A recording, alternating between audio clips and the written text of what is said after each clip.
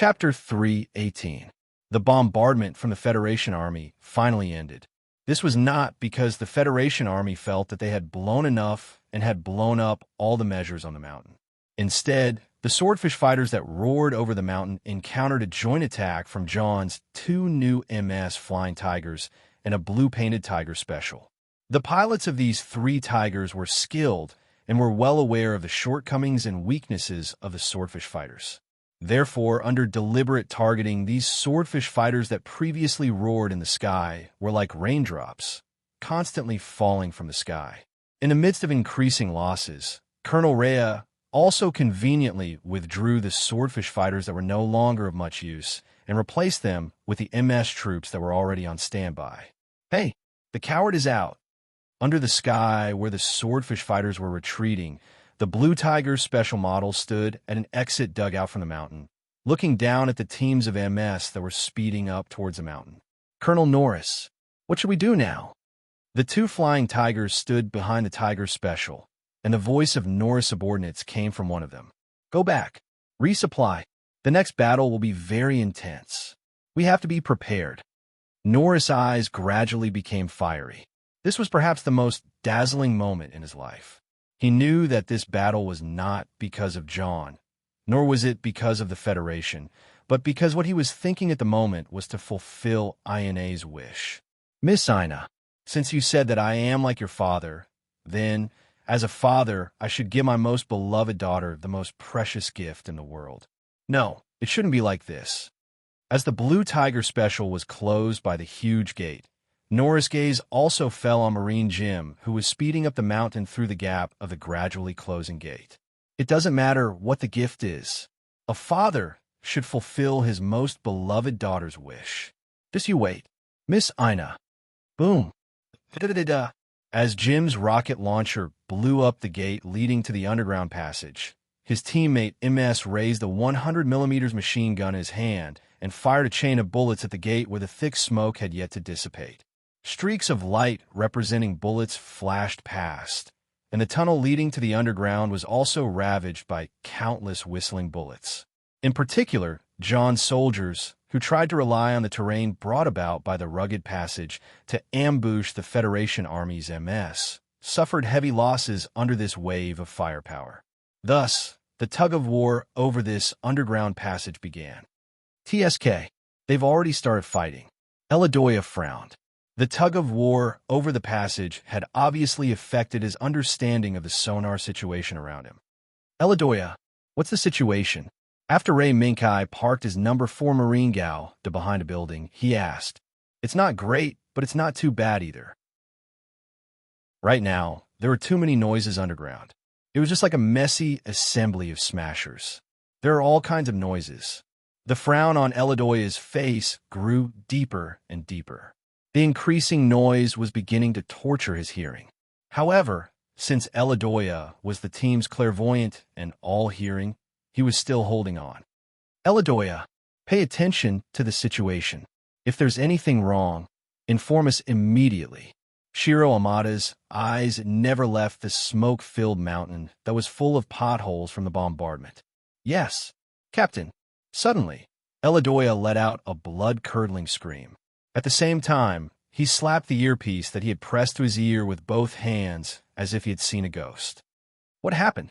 Eladoya's scream instantly spread through the communication channel to the entire 8th Squad. Shiro Amada immediately asked, No, everyone, prepare to defend against the impact. Over there, that seems to be the position of the 7th Squad. Just now I heard a loud noise. It seems to be the sound of the 7th Squad being blown up in an instant. What? Everyone, take cover immediately. Quick. Shiro Amada was shocked and immediately issued an urgent order. In the midst of this sudden tension, Ray Minkai also piloted his Marine No. 4 Gal to hide behind the building that was originally used for hiding. Is that the 7th Squad that Leia sold? Unlike the others who were tense and waiting for an unknown moment to come, Ray Minkai still had the mood to look for the coordinates where the 7th Squad disappeared. Soon, an image that was magnified 10 times appeared on the screen in front of Ray Minkai. There was an underground passageway with countless sparks scattered around it. This was also the underground passage where the seventh squad was buried. Explode? Or not? Under Rei Minkai's gaze, the sacrifice that Colonel Leia had planned to cause the nuclear furnace to explode and raise the entire mountain to the ground in an instant did not explode as Colonel Leia had hoped. Captain, everyone, the nuclear furnace explosion crisis is considered over, Rei Minkai said softly as he retracted his gaze from the dead silent passage. Even though they had survived the crisis, they did not relax. This was because they knew that the enemy was not stupid. After discovering that the 7th Squad had been sold and that the nuclear furnace had almost exploded, the enemy would definitely attack again and stop the Federation's MS at the mountainside. Wait, everyone quiet down. At this moment, Eladoya, who had picked up his earpiece again, sent a signal for everyone to quiet down. Negari, who was sitting next to Eladoya, saw how focused Eladoya was and could not help but wipe the sweat off his forehead. He looked at Eladoya nervously. With his high concentration, Eladoya gradually understood the reason for the sound that suddenly appeared in his earpiece. This sound, I heard it. After pondering for a moment, Eladoya exclaimed, "Sandus, behind you. He's coming out. Be careful." When Sandus heard this, he immediately looked back.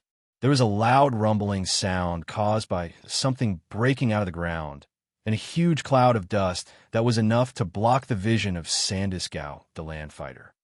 Boom! In the cloud of dust tens of meters high, a blue MS rushed out of the ground and landed on the roof of a building. Enemy! It's Zeon's MS. The moment Eladoya saw the blue MS, he loudly informed his teammates. Karen, who was 100 meters to the left of Sandus, also saw the blue MS. She immediately controlled her aircraft, raised the beam rifle in her hand, and fired a shot at the Tiger special type. Buzz! To Karen's surprise, the blue MS, Tiger special type, dodged the beam shot that was originally a sure hit with a slight tilt-back movement. How is that possible? Hey, a beam rifle? This is also an obstacle to the realization of the wish. It must be eliminated. As Norris spoke, the Tiger special type raised its right wrist and used the electric heating whip to penetrate the water tank next to it, and then slowly retreated. Norris' actions confused Karen, but did not prevent her from realizing that the blue MS must be eliminated as soon as possible. Buzz! Buzz! Buzz! The beam rifle continued to hum, but the particle beams were unable to hit the slowly retreating Tiger special type. This made Norris, who had been implementing his tactics step by step, show a mocking smile. The weapon is a good weapon, but the pilot doesn't have the corresponding strength. The next moment, the Tiger special type's foot missed, and a part of the glass ceiling was smashed. Then, the Tiger special type, which lost its center of gravity, fell rapidly. Sandus, the MS has fallen. Due to the distance, Karen could not capture the Tiger special type that had fallen into the building. I know. I can calculate its position. Without hesitation, Sandus, who could not launch an attack immediately due to his vision being obstructed at the beginning, launched an attack without hesitation.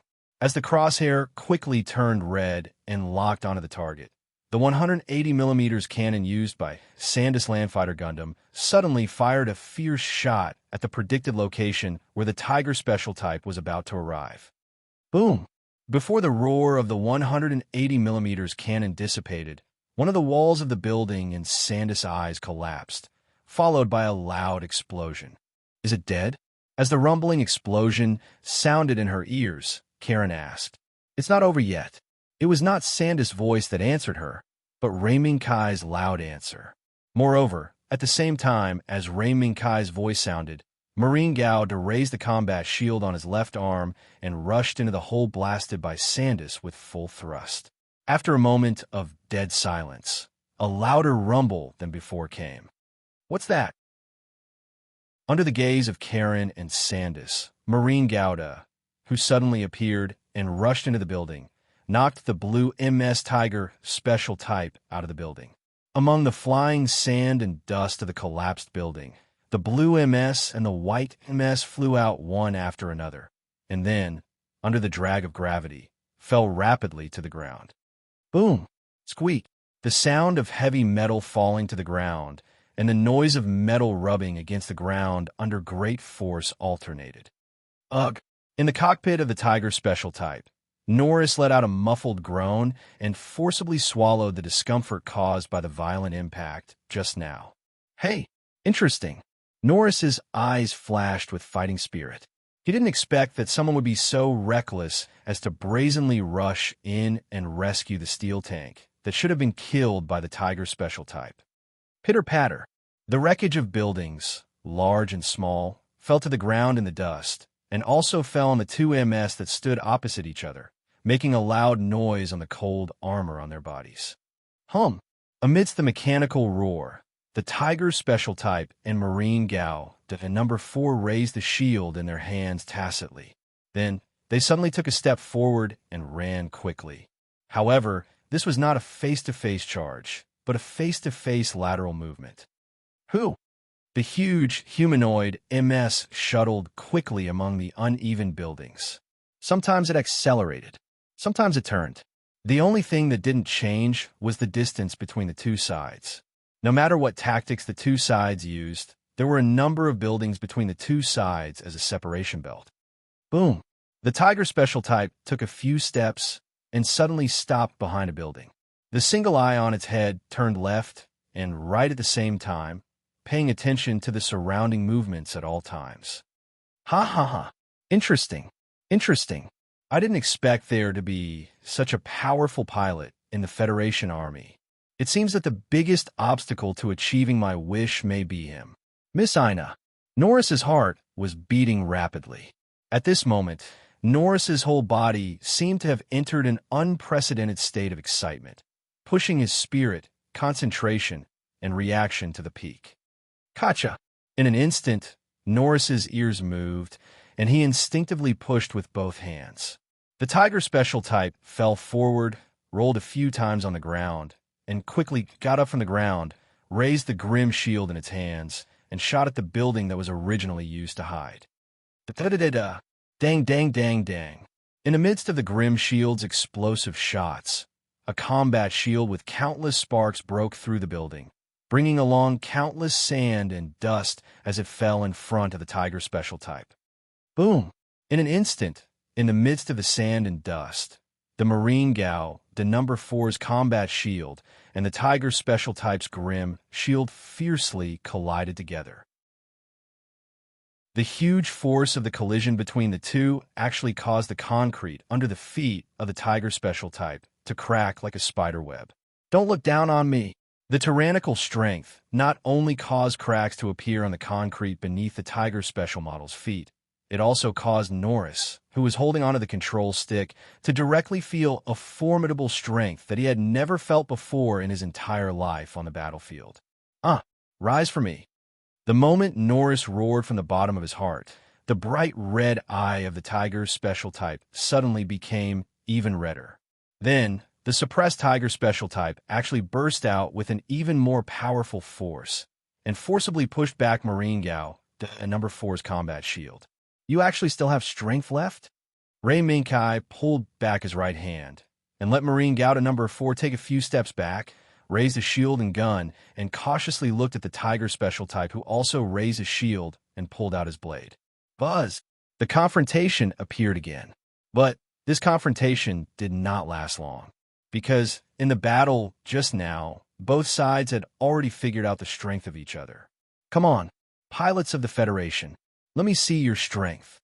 The Tiger Special Type raised his grim shield, dragged his thermal sword, and took large strides on the street under his feet, charging towards Marine Gao, Number 4, with a fearless attitude.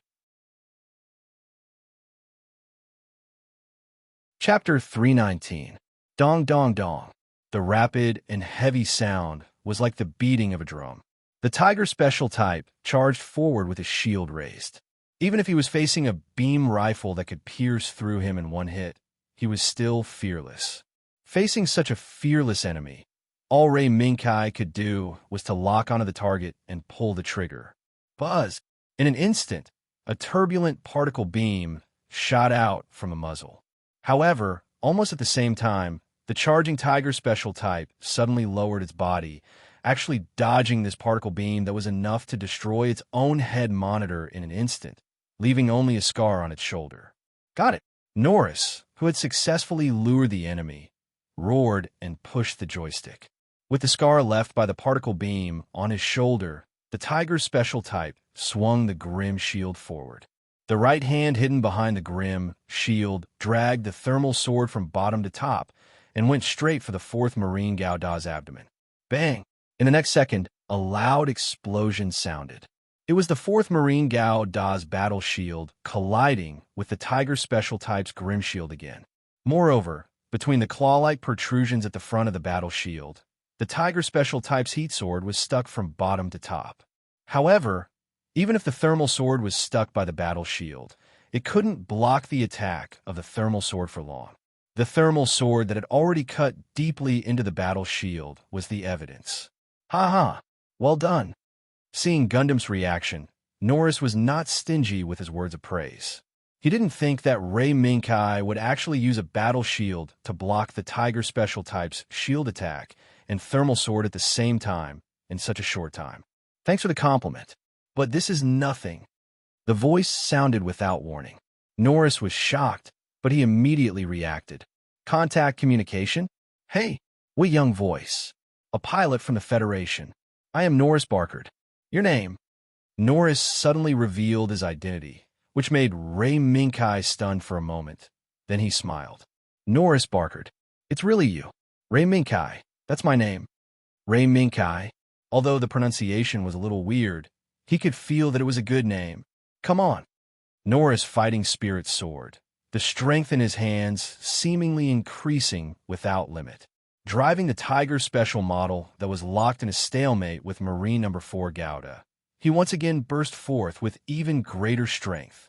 Pilots from the Federation, if you can't perform to the best of your abilities, then go to hell.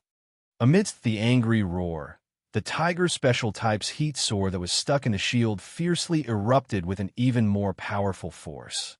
Once again, it charged towards the shield. No, it should be the left arm behind the shield. This was an attempt to cut off both the shield and the arm. Ray Minkai naturally wouldn't let Norris have his way.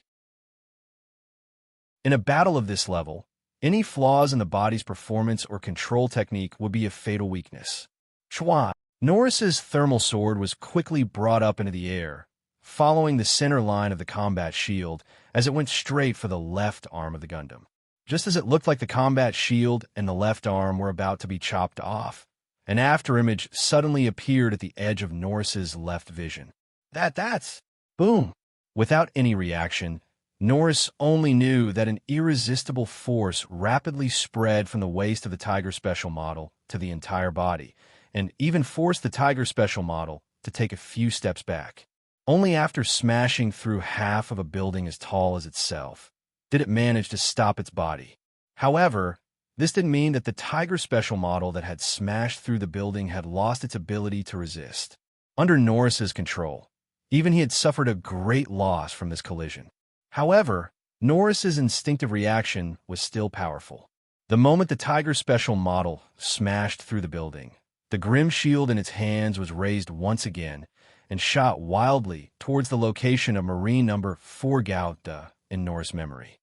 The whistling bullets tore through the dust raised by the Tiger Special model that had smashed through the building and rushed straight towards Marine No. 4 Gauda. Bang, bang, bang. Although the general target was Marine No. 4 Gauda, in this turbulent barrage of bullets, there were some bullets that flew straight towards the ground. They didn't pose any threat to Marine No. 4 Gauda, and they only seemed to be futile in raising bursts of dust on the ground. A smokescreen?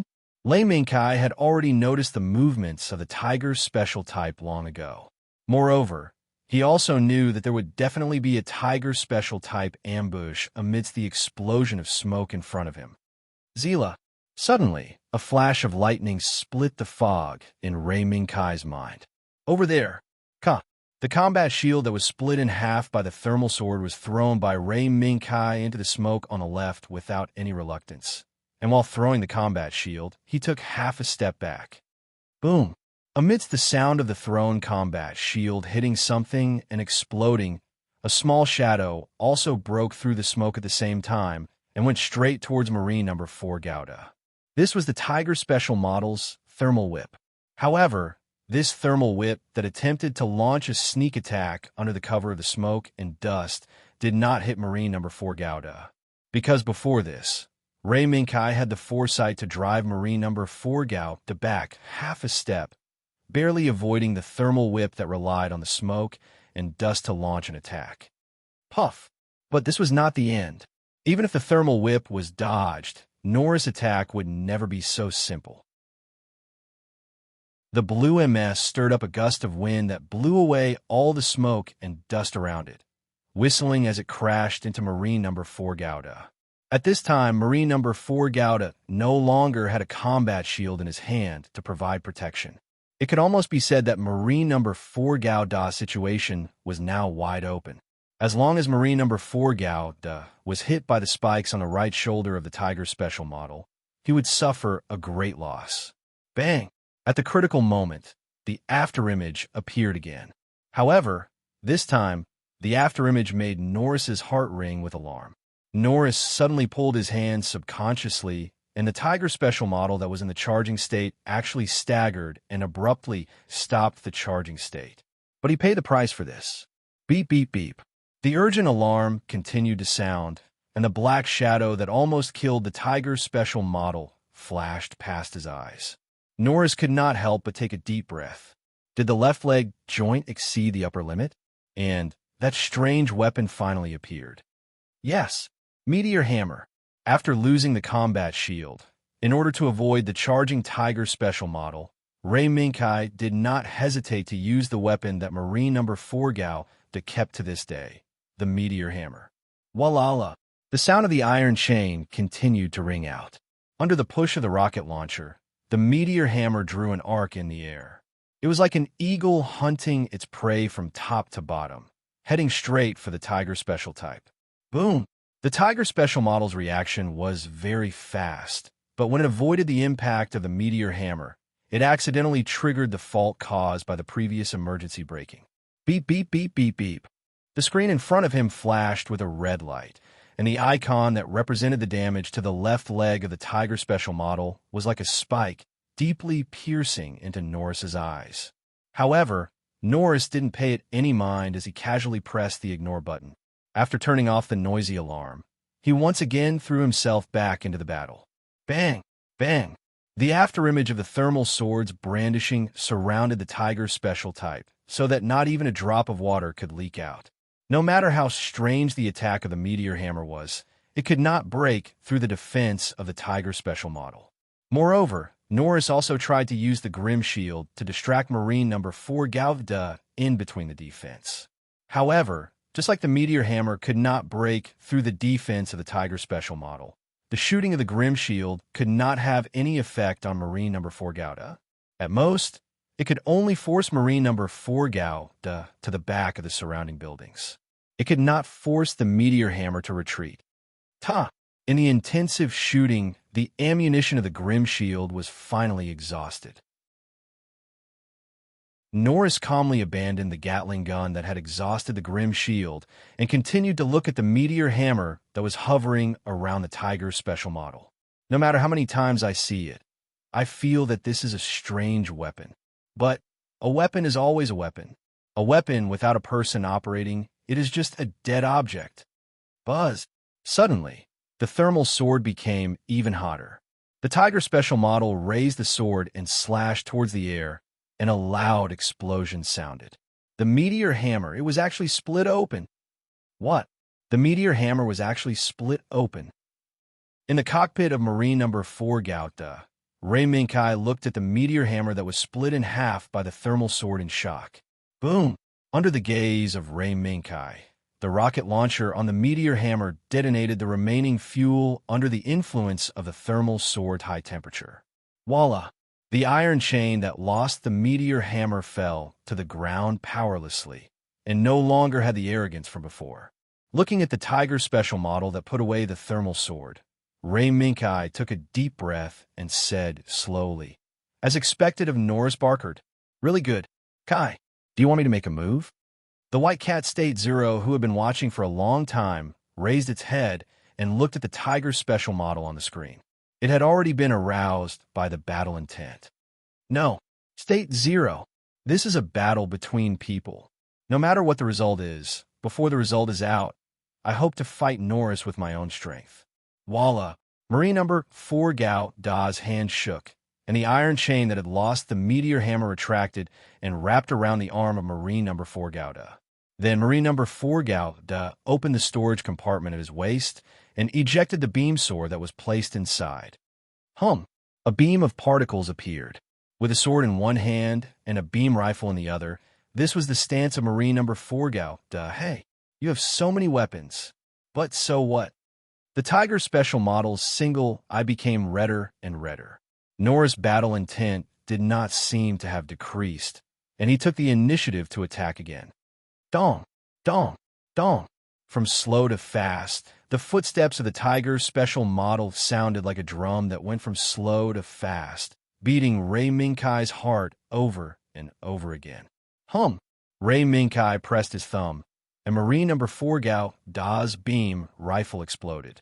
With a flash of light, the Tiger Special Model's body lowered, and he actually dodged Marine number 4 Gao Da's shot again. Not enough. Not enough. Beam weapons are not meant to be used like this. Young pilot from the Federation, Norris's body reaction seemed to have broken through the limit at this moment. In his eyes, Marine number 4 Gao Da's every movement seemed to have slowed down. Moreover, Norris also saw the position where Marine number 4 Gao Da's beam rifle was going to shoot in the next second. With a flash of light, the Tiger Special Model moved one step to the right. He dodged. With another flash of light, the Tiger Special Model's body lowered, and the blazing beam rifle flew past the top of the Tiger Special Model's head without causing any damage to the Tiger Special Model. This move, Guy, quick, let me attack. The Tiger Special Model's change made White Cat State Zero suddenly jump up, and his tone was extremely anxious. No, let me do it myself. The Tiger Special Model, no, it should be Norris's sudden change. Ray Minkai saw it all, but he did not want White Cat State Zero to intervene in this battle. Guy, this is no longer a battle between humans. Let me do it. State Zero. Ray Minkai's eyes were extremely determined, and he was not at all frightened by the Tiger Special Model's change. Shoot, shoot, shoot again. Marine number 4 Gao Da's crosshair was firmly locked onto the Tiger Special Model, but the Tiger Special Model dodged at the crucial moment when it was about to hit.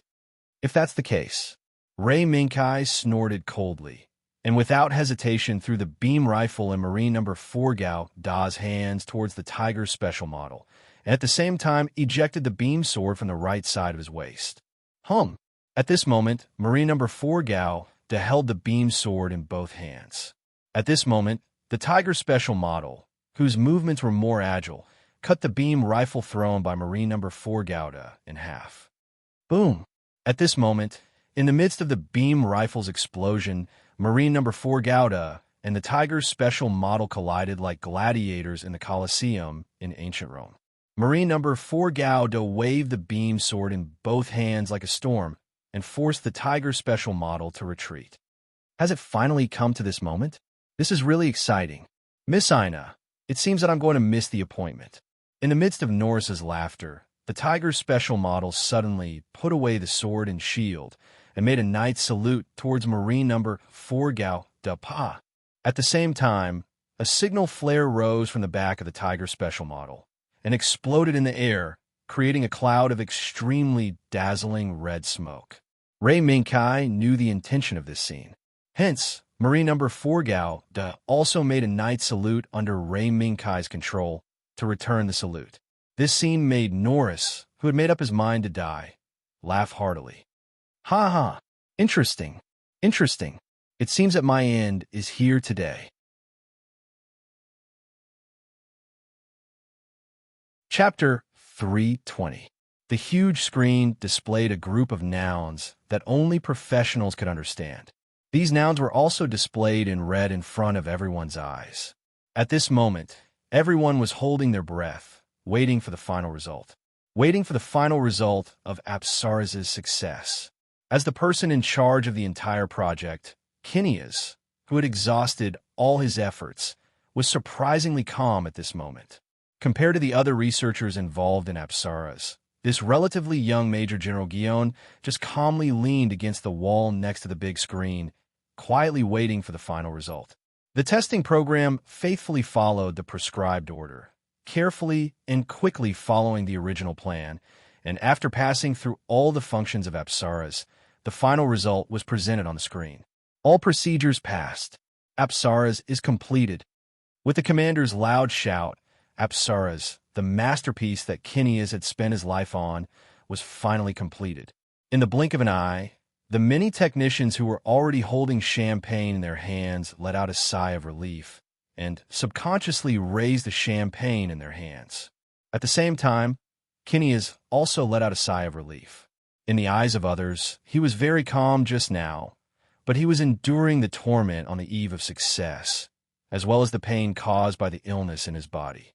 At this moment, he, who was faintly sweating, slightly raised the champagne in his hand and said softly, "I've come a long way." After letting out this sigh, Phineas raised the glass in his hand again. "Thank you." Seeing this, his subordinates raised their glasses and congratulated him. Cheers. Yes, this was the toast of the joy of success. It was also the wine that led to the final victory. However, the subordinates who drank the wine did not know that the person who was supposed to be the first to drink this cup of victory wine did not raise his cup and drink it in one gulp. Instead, he silently watched them drink the wine in their cups and said softly, "Brotherly, you're right. Please enjoy this joy to your heart's content." A few minutes later, the room that should have been filled with joyous cheers and the fragrance of wine became cold and silent. Only Phineas was left standing alone in front of the screen that showed the progress bar of deleting the database. In front of him, there were broken glasses and subordinates lying on the ground. Those were the technicians who had accompanied and assisted Phineas in developing Apsara's without any complaints. Fine wine. It was poisonous. Even if it was the wine that represented success and victory, Phineas, who had always regarded Apsara's as his exclusive property, had never thought of sharing this joy or even giving it to others. Therefore, this cup of fine wine was the poison that Phineas had put in. Thank you for your hard work. Now, please enjoy the joy of success. The moment the database deletion progress bar on the screen reached 100%, Phineas turned around and placed the grenade with its ring removed into the wine glass on the table. After that, Phineas left. Moreover, he walked towards the underground hangar without any reluctance until he met Miss Q, who had been waiting for a long time at the entrance of the passage. Boom! In the tunnel, the sound of the explosion that buried the bodies of many technicians was still echoing. Miss Q's gaze stopped on Phineas for a moment. Then she looked at the deep, empty tunnel, and the corners of her mouth curled up slightly. How heartless. Phineas, what are you talking about? Those people are your subordinates who have been assisting you and helping you complete Apsara's. Phineas didn't refute. He didn't even have the desire to say anything. The current him, other than the crazy persistence in his eyes, had no other colors. Apart from that, Miss Q also saw that Phineas's body, which was getting worse and worse, seemed to be on the verge of collapse. Phineas, are you really not going to reconsider? The current you probably won't be able to see the moment Apsara's completes your dream. Like the ravings of a devil, Miss Q's voice sounded in Phineas's ears. At the same time, a red pill appeared in Miss Q's delicate palm. Take it, Phineas. This is a better medicine than the medicine you took before. It can stabilize your condition and also allow you to obtain the power to completely dominate Apsara's. Dominate? Looking at the red pill lying in Miss Q's palm, Phineas suddenly laughed. Ha ha ha. Dominate? What a joke. Apsara's is my masterpiece. I need to dominate it? Don't make me laugh. Phineas raised his hand and slapped the red pill away from Miss Q's palm. Then, he turned around and left mercilessly. He walked into the underground hangar, leaving behind Miss Q, whose face was filled with astonishment. She slowly bent down and picked up the red pill that fell on the ground. The smile on Miss Q's face became wider. What a proud man. But it's because of this that I find it fun. Apsars was about to be activated. On the other hand, the battle between Ray Minkai and Norris was getting more and more intense. The intensity was so intense that even the 8th Squad couldn't intervene. Captain, let's quickly support 2nd Lieutenant Ray Minkai. Sandus let the 180mm cannon lock on a Norris Blue Tiger special model, but because of the high-speed displacement caused by the fierce battle between the two sides, it failed. No, I'll leave the MS to 2nd Lieutenant Ray Minkai. We still have other missions.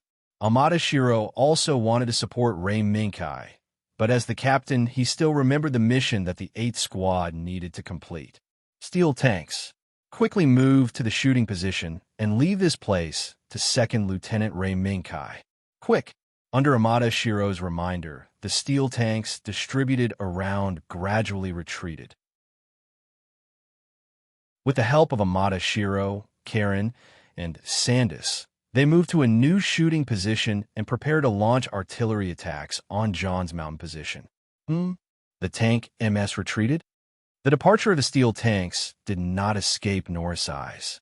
Instead, the moment they moved, they attracted Norris' attention. But even so, Norris had no time to care about other things.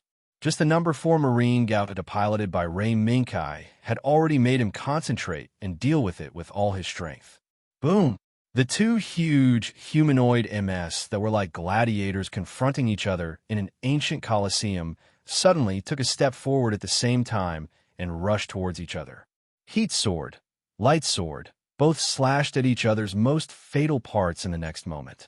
However, the moment the opponent's sword blade slashed on his body, whether it was the Tiger special type or number 4 Marine Gauta, they both turned sideways to avoid the opponent's slash at the same time. It's not over yet. Ray Minkai's murderous intent appeared in his eyes. Number 4 Marine Gauta turned his wrist and immediately turned the light sword in his hand and fiercely stabbed towards the back. Swoosh! It hit. However, the object that the light sword stabbed towards the back was not the body of the Tiger special type, but the shield in his hand. The blazing beam blade penetrated deeply into the shield and was only a hair's breadth away from the Tiger's special armor's chest. The blazing particles even left a faintly visible red spot on the Tiger's special armor's chest armor. Got it. The Tiger special type's single eye that blocked the stab of number 4 Marine Gauta brightened.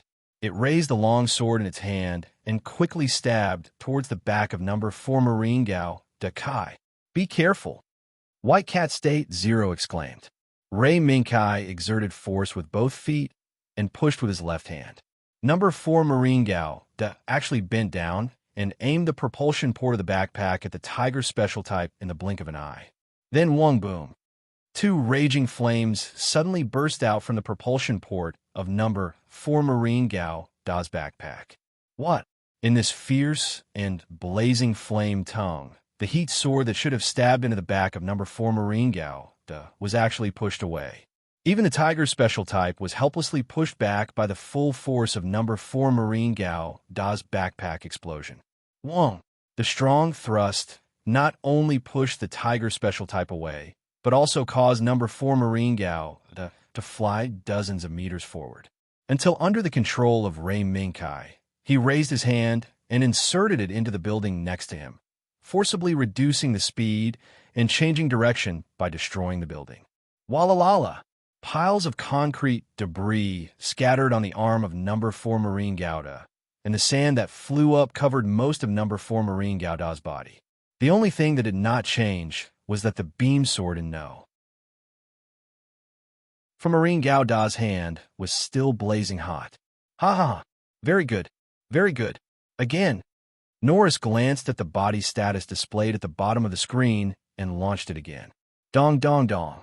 The Tiger special type took a step forward and ran quickly. Along the way, he raised a shield in his hand that had a big hole in it and locked onto the number 4 land fighter Gundam with the 75mm machine gun hidden inside the shield and fired wildly. Walala! Just as the bullets whizzed out from the inside of the cannon, number 4 Marine Gauta who originally had an arm inserted into the building, suddenly dragged the arm and lifted the debris of the collapsed building, splashing it towards the tiger special type. Walala! In the blink of an eye, sand and stones flew and the sky was filled with smoke and dust.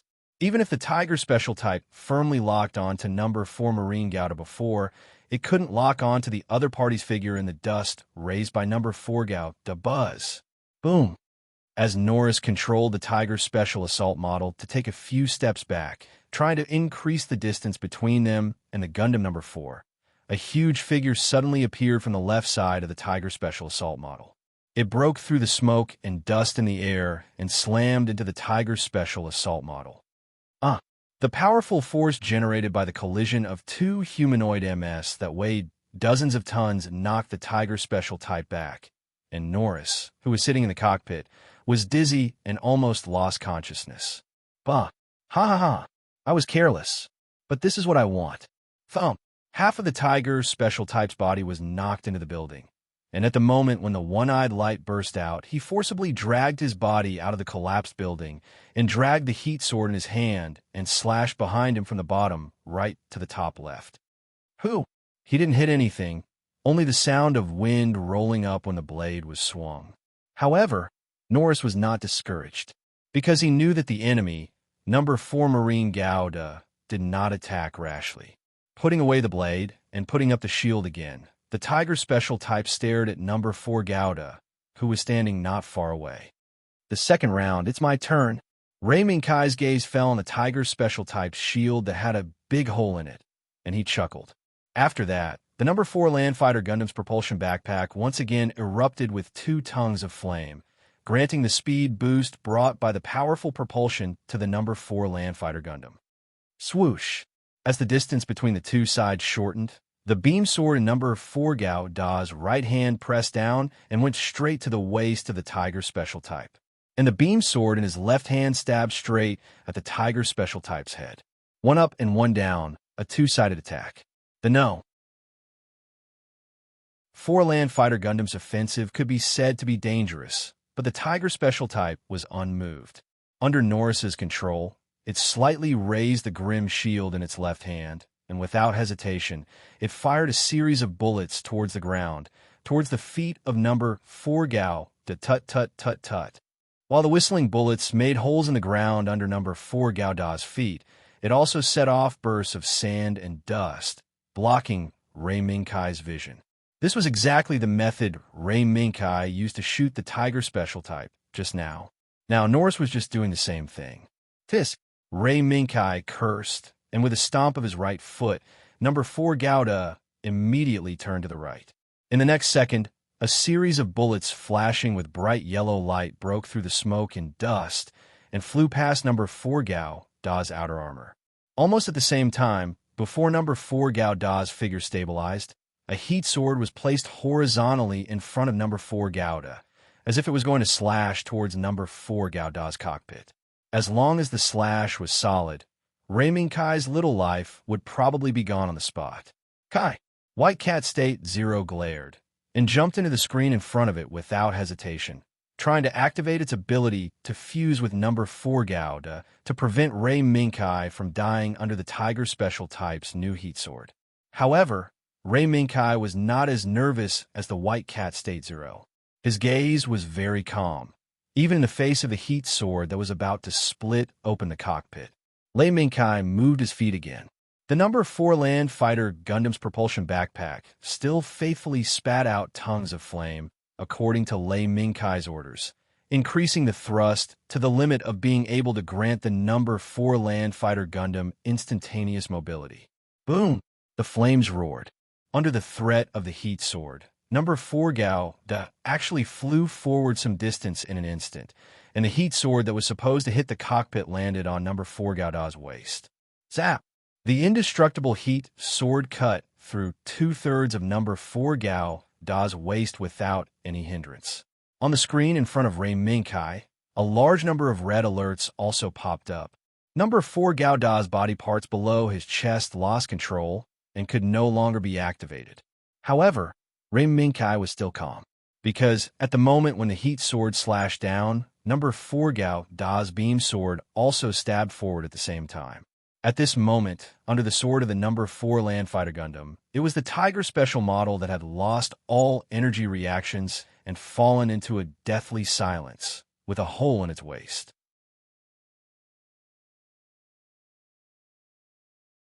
Chapter 321.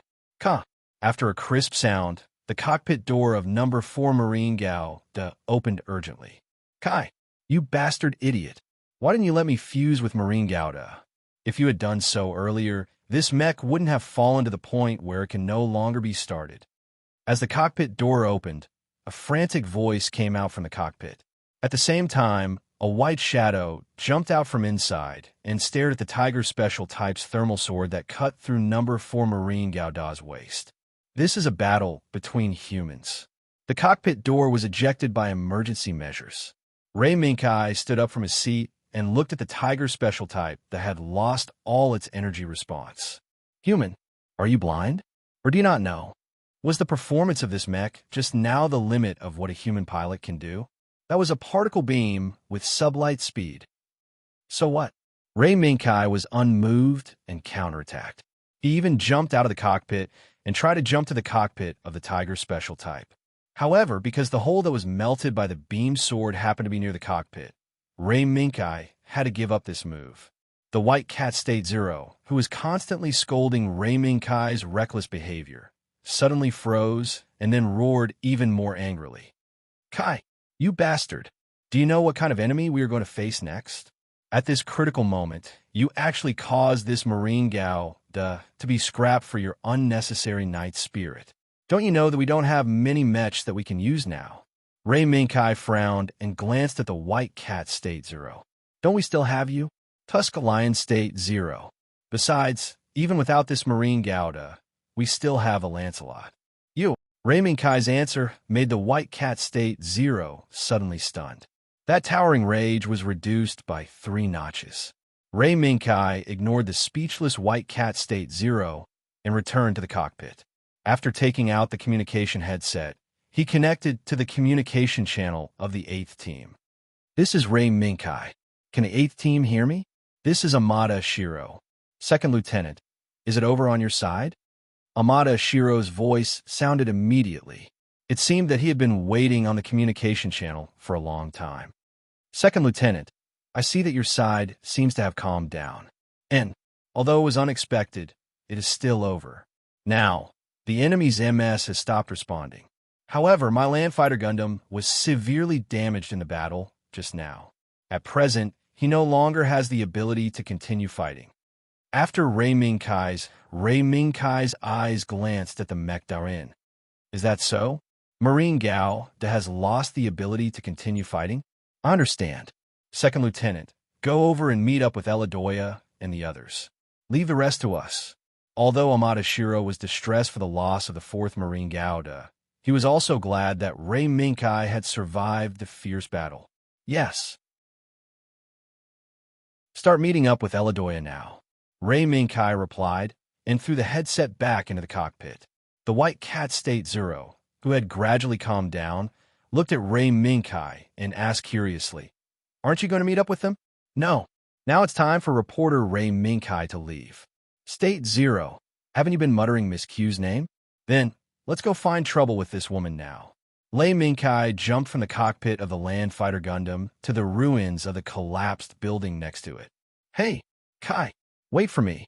White Cat State Zero hurriedly followed. What White Cat State Zero did not expect was that Ray Minkai actually agreed to go find Miss Q. In the previous battle, Ray Minkai did not seem to care about the White Cat State Zero's request. This almost made the White Cat State Zero think that this guy definitely did not want to look for Miss Q. However, since Marine Gao Da had lost his ability to fight, the only mechs that could be used were Lancelot and the Long Fong Lion State Zero. Compared to Lancelot, the existence of the Long Fong Lion State Zero was indeed somewhat unimaginable to the humans of this world. In order to not provoke unnecessary trouble before the final battle, the Long Fong Lion State Zero was temporarily shelved by Ray Minkai. Therefore, at this moment, the only mech that Ray Minkai could use was Lancelot. And it just so happened that Lancelot's excellent maneuverability became a sharp weapon at this moment in the mixed terrain of the city ruins, jungles, and mountains. In the jungles outside the city, in a corner unknown to the Federation army and John, a huge silver ball slowly emerged from the void and appeared in front of Ray Minkai and White Cat State Zero. Lancelot, activate! Under Ray Minkai's command, the huge silver ball immediately melted from top to bottom like snow in spring, revealing the mech that had been firmly wrapped and protected. Lancelot. At this moment, Lancelot, who had accompanied Ray Minkai for a long time in battle, took the initiative to open the cockpit while the liquid metal wrapped around it melted, waiting for its master to drive it into battle again. Without hesitation, Ray Minkai's figure flashed and had already jumped into Lancelot's cockpit, and the White Cat State Zero followed closely behind. And this time, the White Cat State Zero did not stop, nor did it wait for Ray Minkai's permission. Instead, it directly integrated into Lancelot's system and directly used its ability, Function Fusion, merging with Lancelot. Perhaps this was because the White Cat State Zero was afraid that Ray Minkai would cause the previous thrilling scene again. Obviously, it could have suppressed the enemy with a stronger power, but because of some unnecessary emotions, it caused the destruction of Marine Gouda. Such reckless behavior made the White Cat State Zero, who had been wanting revenge since discovering the whereabouts of Miss Q, gnash its teeth in hatred. Let's go. Now, time waits for no one. As soon as Lancelot's cockpit closed, the White Cat State Zero, which had merged with Lancelot, immediately started Lancelot without any explanation. It plunged into the city, relying on the surrounding buildings for cover, and quickly went straight toward the mountain. Boom, boom, boom. 3 cannon shots were heard, indicating that the steel tank protected by the 8th team had finally successfully entered the firing position and began to fire at the original mission target. Looking at the steel tank continuously firing cannon shots on the screen, Amada Shiro suddenly had a strange feeling in his heart. However, Amada Shiro did not know where this strange feeling came from. He could only silently watch the steel tank beside him eliminate the targets that were already marked on the map. This battle should be over soon, right? Aina, Amada Shiro, who was thinking about this, did not know that in the depths of the mountain ahead, Aina, who he missed, was facing the situation now. What? Colonel Norris has already.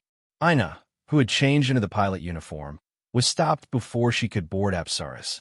However, he was stopped by a female reporter who was still at her post. Miss Aina, it's Colonel Norris Signal Flare. What? Norris Signal Flare? What color?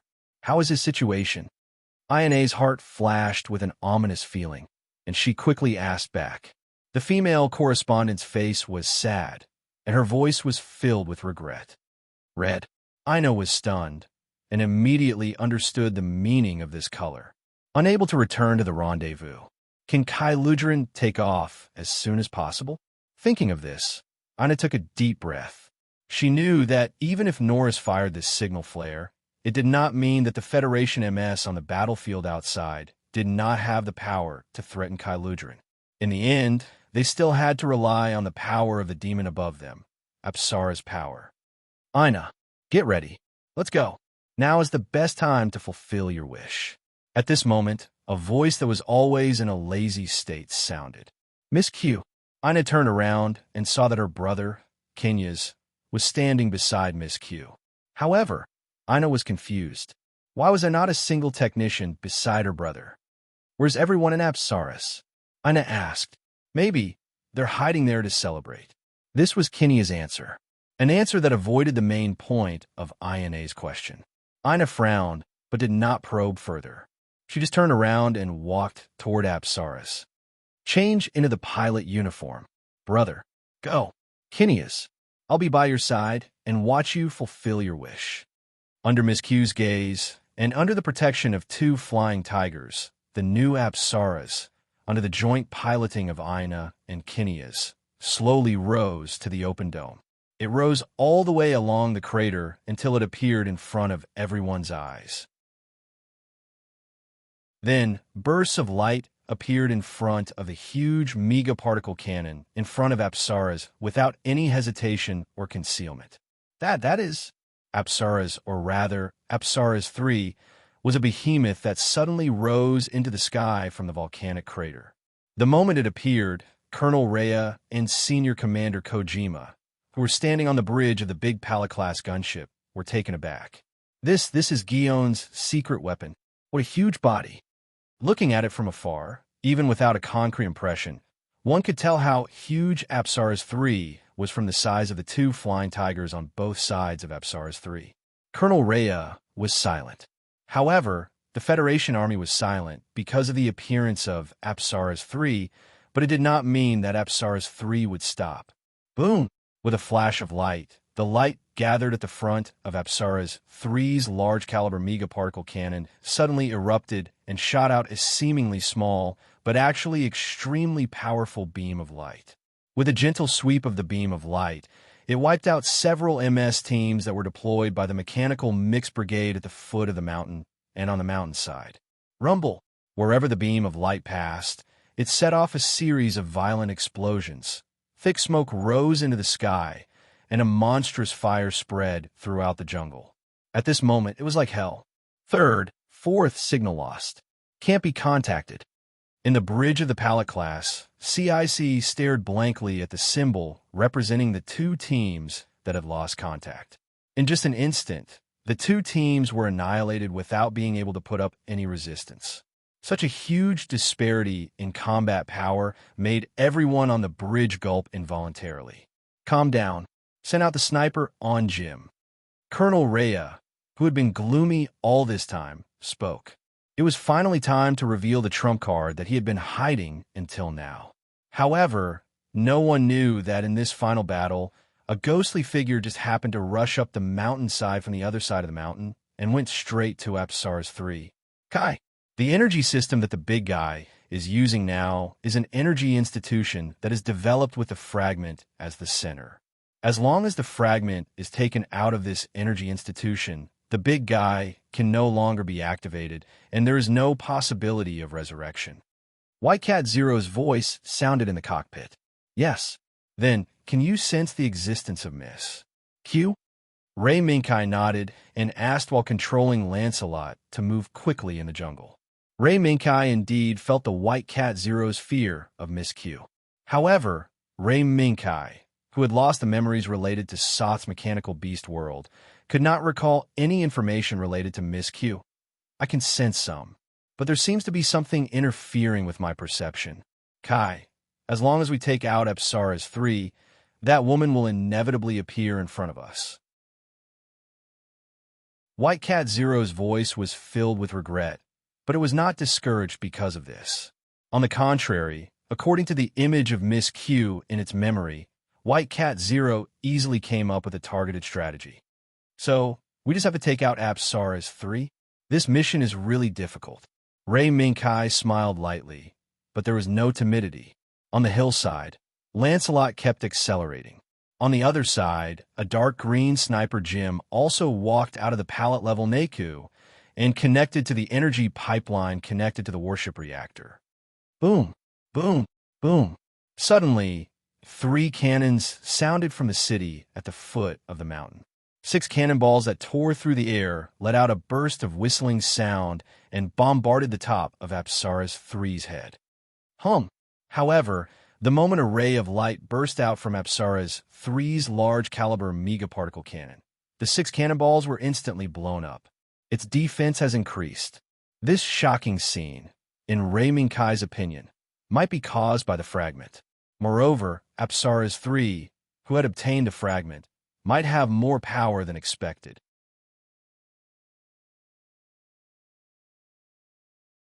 Chapter 322. The cannonballs continued to sweep across the sky, attacking Apsara's 3 that was slowly descending from the top of the mountain. However, they were all blown up in the air in the end. The strange and powerful beam of light made all the Federation soldiers who witnessed Apsara's 3 easily blow up the cannonballs fired by the steel tanks in the air could not help but swallow their saliva. What is this thing? How can it be to this extent? Colonel, we underestimated the strength of the Guion army here. Captain Xiao Dao's expression became more and more solemn. Colonel Rhea shook his head slightly, but did not say anything. Perhaps Colonel Rhea's trump card had already been revealed, and that Sniper Jim might be one of the trump cards, but Colonel Rhea did not know how far it could go. Compared to everyone who was shocked by the amazing performance of Apsara's 3, Ray Minkai was a little more relaxed. Lancelot galloped in the dense jungle. His height of nearly 5 meters did not make Lancelot as eye-catching as Zha Gu, Lu Zhan, or Gouda. Instead, he was able to move freely in the jungle. Kai, should we take care of that big guy first? A flash of light passed by, and the figure of White Cat Zero was projected on the control panel. No, I think we should go inside the base and check out the situation first. Outside here, the 8th Squad will take care of it. Although Ray Minkai was a little worried about the existence of Apsara's 3, he felt that before dealing with Apsara's 3, it was necessary to find out who was hiding behind the scenes. Hearing Ray Minkai's decision, White Cat Zero was silent. In its heart, Apsara's 3, no, it should be the existence of the fragment, had always been the top priority. But now, there was an additional option in front of it, an existence that White Cat Zero could not refuse and even wanted to kill immediately. Maybe as long as we kill that big guy, that woman will run out. Even White Cat Zero did not have much confidence in these words. As the only existence with a clear memory of Miss Q, White Cat Zero naturally knew that this woman would definitely take action to protect herself when danger approached. If Lancelot rushed out and fought with Apsara's 3 now, Lancelot's body, which was obviously different from the MS-shaped body of this world, would inevitably attract the attention of the Federation army. Especially now when everyone's attention was on Apsara's 3, any mistake could cause unnecessary accidents. Good. This way, I can feel that woman's presence. After figuring out the key point, the White Cat, State Zero, who did not want to be entangled with trouble, immediately took action and pointed out a path to the target for Lei Minkai. However, when Lancelot found a path leading to the underground passage in the jungle, the huge gate blocking the entrance of the passage opened. It seems that the opponent has already discovered our existence. Ray Minkai's face was a little solemn. It seemed that Miss Q had already discovered their existence. Maybe it's the traces left by the battle between me and that broken humanoid robot. Oof. I originally thought that the opponent did not discover my existence. Now it seems that Miss Q may be casting a long line to catch a big fish. White Cat Zero raised its head slightly and looked at Ray Minkai. What should we do? Ray Minkai shook his head. We'll cross that bridge when we get there. Since the opponent has already made it clear that they want to invite us in as guests, then we can only accompany them to the end. The radiation vibrosword hanging on both sides of the cockpit turned downward and was held in Lancelot's hands. In this narrow terrain, melee weapons were always much better than long-range weapons. Buzz! At the same time, Lancelot rushed into the deep passageway in the blink of an eye and rushed towards the depths of the underground base. Speaking of which, it was strange.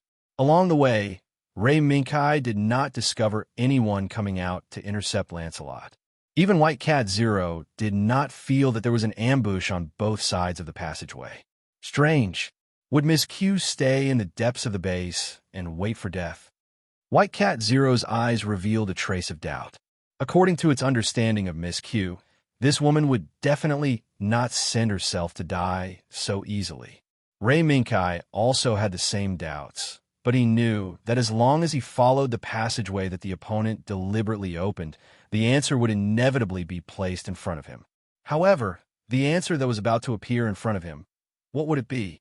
The deep passageway reverberated with the buzzing sound of the high-speed rotation of the guide wheel. The steel warrior with platinum paint and gorgeous royal patterns on his body rushed out like a storm from the depths of the passageway and landed steadily at the exit of the underground hangar. Beep beep. The infrared detector on Lancelot's chest popped out and instantly scanned the situation of the underground hangar. One person. From the scan results presented by the infrared detector, There was only one lone figure standing there in the huge underground hangar. Behind this lone figure was a huge battleship with a length of 255 meters, a height of 75 meters, and a width of 211. 8 meters. This was John's only Sanjabar-class mobile cruiser that could break into the atmosphere for combat. Kailuj Serial? The appearance of this huge battleship allowed Ray Minkai to recognize its identity at first glance. At the same time, he also knew that this battleship was carrying the wounded and sick of John's remaining army, as well as many people who were about to evacuate the base. However, the lone figure standing beside Kailuj Serial caught Ray Minkai's attention. Miss Q. At this time, White Cat Zero's low roar contained anger and informed Ray Minkai of the identity of this lone figure. She is Miss Q. The screen in front of him changed, and the image of a tall woman with fiery red hair and purple pupils appeared in front of Ray Minkai. However, the moment this figure appeared, a storm broke out in Ray Minkai's mind, deeply stimulating the nerves in Ray Minkai's brain. At this moment, countless images flew out from some unknown corners of his mind. However, before Ray Minkai could react, they collapsed and turned into fragments that filled the sky. This abnormality did not last long, or rather, it only appeared in the blink of an eye. Even White Cat Zero, who was always paying attention to Ray Minkai, did not notice Ray Minkai's abnormality in time. Miss Q. In these broken memories, Ray Minkai found some information about the woman in front of him. At the same time, his tone was similar to White Cat Zero's, holding a deep hatred for her. However, the woman standing next to Kaluj's serial pilot, also known as MIS Q, did not realize that the person in the pilot cabin of a small humanoid mech that appeared in front of her had a deep hatred for her. What a surprise!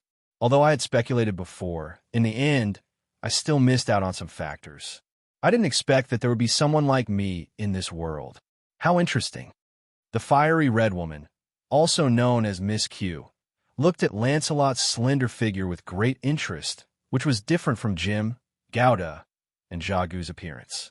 As the mastermind behind the scenes who had harmed many worlds, Miss Q naturally connected the matter of her miniature AS Avenger being inexplicably killed the moment Lancelot appeared. Speaking of which, this was inevitable. In this world, there was no technology for miniaturized robots. Even the technical route of the miniaturized MS was still under debate. Therefore, from the beginning, Miss Q determined that the Avenger was not destroyed by the humans of this world, but by someone who was also from another world. This mech seems to have been seen there before. The name I forgot, but it doesn't matter. Mr. Customer, although I don't know your name, I still have to give you a piece of advice. Casually destroying the fruits of other people's labor is not necessarily a praiseworthy thing to do. On the contrary, you are likely to attract the revenge of the owner. Miss Q's gaze was still looking at Lancelot, but her actions were not gentle. She raised her slender hand and waved it forward. Go, my little cutie. Say hello to the customer. Roar. A roar filled the entire underground hangar. Even if Ray Minkai turned off Lancelot's external sound capture device, he could still clearly hear the roar exploding instantly. This is... In the midst of the roar, a sharp claw suddenly pierced through the back of Miss Q's mech. In the last few seconds, the sharp claw that pierced through the back of Miss Q's mech suddenly exerted force and ruthlessly tore Miss Q's mech in half, revealing the sharp horns on its head, a pair of sharp claws, and 3 crescent-shaped sharp weapons at its tail. Its entire body shape leaned towards the most terrifying monster of the extinct dinosaur race, Tyrannosaurus rex. In the midst of the roar, the giant monster appeared. Oomph. Just watch. This is my little cutie. Humans have many different powers, but there is one power that has always been the same. After the monster tore Miss Q's mech apart, Miss Q took a few steps back and raised her hand to stroke the monster's huge legs that walked to her side from the wreckage of Miss Q's mech. Joy, sadness, anger, and fear. And fear is the strongest power. Because of fear, humans have developed newer and more terrifying weapons. Because of fear, humans will use all kinds of reasons to go to war against beings, organizations, and countries that they can't understand.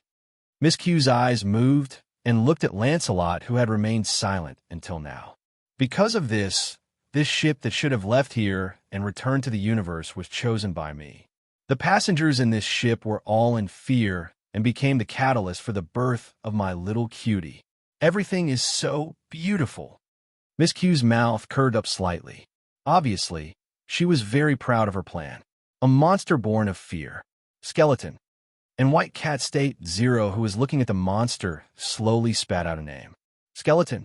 Is it the main force that destroyed our world? The appearance of the giant monster naturally caused Ray Minkai's memory to fluctuate. He remembered that this monster that was very similar to Tyrannosaurus Rex was one of the main culprits that destroyed Soth's mech world. Yes, Kai. End this quickly. Understood. The next second, just as Miss Q was still talking to herself, Lancelot suddenly moved and dashed out a dozen seconds away. He waved his hand and looked at the monster named Skeleton. However, the moment Lancelot moved, the monster opened its mouth slightly and shot a beam at Lancelot, who rushed in front of it in the blink of an eye. Wong! Boom! The beam flashed and hit Lancelot. The huge explosion and strong wind made Miss Q raise her arms subconsciously and block in front of her eyes. What a reckless person. Why are all the men I meet such rude people? Miss Q showed a look of self-pity and kept lamenting that she met a bad person.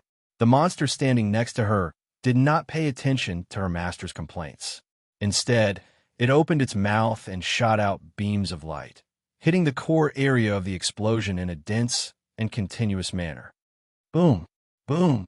Explosions sounded continuously, and the thick smoke in front of them didn't dissipate for a long time. Even if it was the monster, Skeleton's beam attack was able to scatter the thick smoke, but it couldn't completely disperse it. Looking at the frequency and power of the fierce attack, Lancelot was probably done for. Suddenly, Miss Q felt that something was wrong and raised her right hand. The monster named Skeleton suddenly stopped its attack and quietly waited for the moment when the thick smoke dissipated. Wong! At this moment, within the billowing smoke, a buzzing sound of a pulley rapidly rotating could be heard. A strange shadow that was like a poisonous snake flashed and broke through the thick smoke, rushing to a position that was only 10 centimeters away from Miss Q. Bang!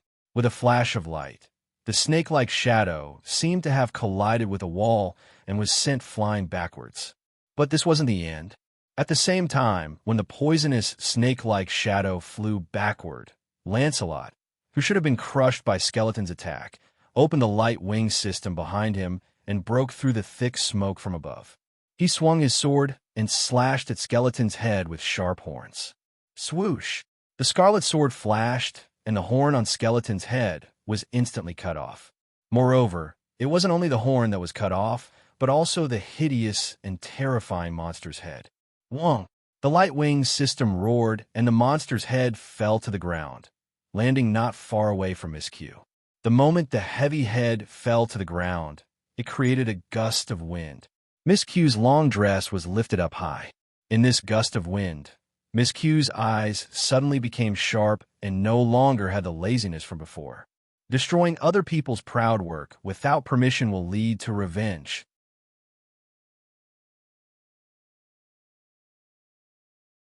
Chapter 3:23. Clang! The scarlet radiation vibration sword pierced through the huge head that fell to the ground. Raymond Kai's voice also came from Lancelot's cockpit. Revenge? Don't you think that rather than taking revenge on me, you should be more worried about your own retribution? Retribution? Miss! Hugh laughed in disdain and raised her eyes to look at Lancelot, who stabbed the radiation vibration sword into the head of the skeleton. You shouldn't be a native of this world. Since that's the case, do you still believe that there is retribution in this world? No, in this universe? As she said this, Miss Q chuckled. Hee hee. From a moment my hands were stained with the blood and lives of an entire colony satellite. I no longer believe that retribution exists. Miss, Q's unrepentant expression made Lei Mingkai feel a trace of anger rise within him. Lancelot pulled out his radiation vibration sword and pointed it at Miss Q. Then, I will be your retribution. Oh, if you have the ability, then just come at me.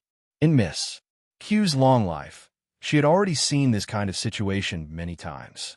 Once again, the survivors who had their homes destroyed, the losers who had everything taken away from them, and all the lowly people who had suffered defeat in front of her had all let out similar howls.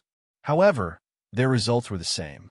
In the face of absolute power, the clamor of these lowly people, no matter how loud their roars were, would always be turned into nothingness by the light beam that could destroy everything. Just like now, be careful. Suddenly, Lancelot, who was pointing his sword at Miss Q, accelerated and retreated. At the same time, he raised his left arm and pushed the radiation shield on his forearm to full power. Wong! In the next second, a light beam fiercely hit Lancelot's radiation shield. In an instant, the light beam, with a diameter of almost 5 meters, contained a powerful force that wrapped around Lancelot. What happened? The attack came suddenly. The sudden attack of the light beam did not even have any warning signs. Lancelot was still able to persevere under this huge beam of light because State Zero had activated the radiation shield at the first moment and taken the measure of retreating to avoid it. Otherwise, Miss Q would have succeeded. It's that monster. TSK. I was careless. I didn't expect this skeleton to have an ability that I didn't know about. The White Cat State Zero's voice that was filled with anger continuously sounded. The skeleton that I know doesn't have high-speed regeneration ability. Just now, when Lancelot chopped off Skeleton's head, it did not cause much fatal damage to the monster. Furthermore, when we were confronting Miss Q, this monster quietly recovered its head and launched a sneak attack. Boom! The huge light beam's powerful energies violently, the light beam, the lights, the light beam, the light beam S. In front of Raymond Kai's eyes, the indicator that represented Lancelot's current energy output, load, gradually soared towards the limit. If this continued, Lancelot's output would inevitably exceed the limit and enter a state of overload. At that time, the White Cat State Zero would probably have to deal with the problem of overload on Lancelot's energy output. The blazing light beam continued to shine on Lancelot's radiation shield. The light beam's aftermath that was blocked by the radiation shield and continued to spread along the radiation shield also continued to burn the floor under Lancelot's feet. Gradually, a magma tunnel formed by the blazing light beam was formed. And at the end of this magma tunnel was Lancelot, who was holding the radiation shield. TSK, what is this monster structure? The light beam can actually last for so long? Kai, prepare to overload. The White Cat State Zero was prepared for the worst. Fortunately, this worst-case scenario did not come in handy. After Lancelot was pushed back nearly 100 meters from his original position, the light beam's energy finally ran out. In the middle of the hot magma flowing, Lancelot, who was at the end of the magma tunnel, slowly stood up and put down his steaming left arm. It was obvious that in the process of blocking the light beam, the radiation shield on Lancelot's left arm was damaged to the point that it could not be used again. So tenacious. Such a small body can actually block Skeleton's sneak attack. What a surprise. But don't think that you could defeat my little cutie like this. Lancelot's defense shocked Miss Q. She did not expect that a small body less than 5 meters tall could be equipped with such a strong energy shield. With the small price of the energy shield's activation device, he was able to block Skeleton's full force attack. However, this did not mean that Miss Q was afraid of Lancelot. From her point of view, since one Skeleton's attack could not defeat Lancelot, then two would come. Coincidentally, there was enough material for the second skeleton to enter the stage. Miss Q raised her finger and snapped. My little cutie, stop sleeping. Get up and greet the guests. Pa! With a snap of his fingers, the head that Lancelot had chopped off suddenly opened its wheel-sized eyes and let out a terrifying roar. Roar. Not good. That head can regenerate quickly. Quickly get rid of that head. The White Cat State Zero's holographic projection shook and shouted anxiously. Ray Minkai decisively replaced the radiation vibrasword in Lancelot's left hand and took out the Vari's rifle from Lancelot's waist. He quickly aimed at the head of the skeleton that was growing countless tentacles and charging towards Kaluge's skeleton. He was ready to shoot. However, the moment Ray Minkai pulled the trigger, his heart was suddenly alarmed. Instinctively, Ray Minkai did not hesitate to continue shooting. He turned around and drove Lancelot to perform a few emergency maneuvers. Swish, swish, swish. During the emergency maneuvers, Ray Minkai also saw the true face of the culprit that forced him and Lancelot to retreat. 3 crescent moon-like flashes. Without a doubt, this should be the attack that came from Skeleton's tail that had several crescent moon-like objects. Although Ray Minkai already knew the source of the attack, he could not escape from this attack for a while. The skeleton that had already recovered its head was constantly swinging its tail. The crescent moon-like weapons that were constantly thrown out and then regenerated at high speed attacked Lancelot. TSK, what the hell is this high-speed regeneration? Is this monster a biological weapon? In order to dodge faster and more effectively, Ray Minkai, who even tried to seize the opportunity in the process of dodging, once again activated Lancelot's light wing system and rushed to the top of Skeleton in one fell swoop. This strategy was effective. Compared to a planar ground battle, in the 3-dimensional air, Lancelot, with the help of the light beam system, had more options for maneuvering. Therefore, the Vari's rifle in Lancelot's hand was once again aimed at the head that had already extended its tentacles into the wreckage of Kaluge. Bang! The trigger was pulled, and the Vari's rifle that had already been loaded instantly fired. It drew a faint flash in the air and went straight to the head with countless wriggling tentacles. Boom! However, Lancelot's Vari's rifle did not hit the head. Instead, it once again encountered the invisible wall that the hook previously hit. Defensive force field. Once again encountering the invisible wall, Ray Minkai finally saw some clues. Kai, move faster. If this drags on, we will have to face 2 skeletons. For the current Lancelot, 2 skeletons are too much for him. The White Cat State Zero's voice was very anxious. Based on the strength of the beam attack, just now, if there was one more beam, even if all of Lancelot's radiation shield were activated, he would most likely be destroyed. I know. The situation was urgent. Looking at the wriggling tentacles that penetrated deep into the wreckage of Kaluge, as well as the skeleton that was gradually repairing below the head, Ray Minkai knew that he could not wait any longer. What should I do? If it was an 18-meter MS, maybe I would be a little afraid. But even if this small body of yours is equipped with a powerful light shield, you can't rely on your poor equipment to penetrate my little cutie's defensive force field. Standing next to the rapidly repairing skeleton's head, Miss Q raised her head slightly and looked at Lancelot in midair. Miss Q, don't be too proud. Just you wait. The White Cat State Zero's roar echoed in the vast space of the underground hangar through Lancelot's sound amplifier. No matter how many times I hear it, these sounds always make me happy. Miss Q did not take the White Cat State Zero's roar to heart. As mentioned before, Miss Q is already used to facing similar situations. Calm down. State Zero. When attacking for a long time without success, the biggest taboo was to be impatient and lose one's footing. After Ray Minkai comforted the White Cat State Zero, he set his gaze on the wreckage of Kaluge. In Ray Minkai's plan, there were 2 options. The first was to directly use the Long Fong Line State Zero and use Zunaida's powerful destructive power to destroy Skeleton and the head in one fell swoop. The second was to bypass Skeleton and directly attack the wreckage of Kaluge. According to Ray Minkai's observation, there were a few trucks parked 100 meters away from Kaluge. From the appearance of the cargo containers, it seemed to be some ammunition. Perhaps he could also try to trigger a violent explosion and engulf Skeleton and Miss Q together. However, these 2 options had the same concern. That was, there was no 100% chance of killing Miss Q. In the attack.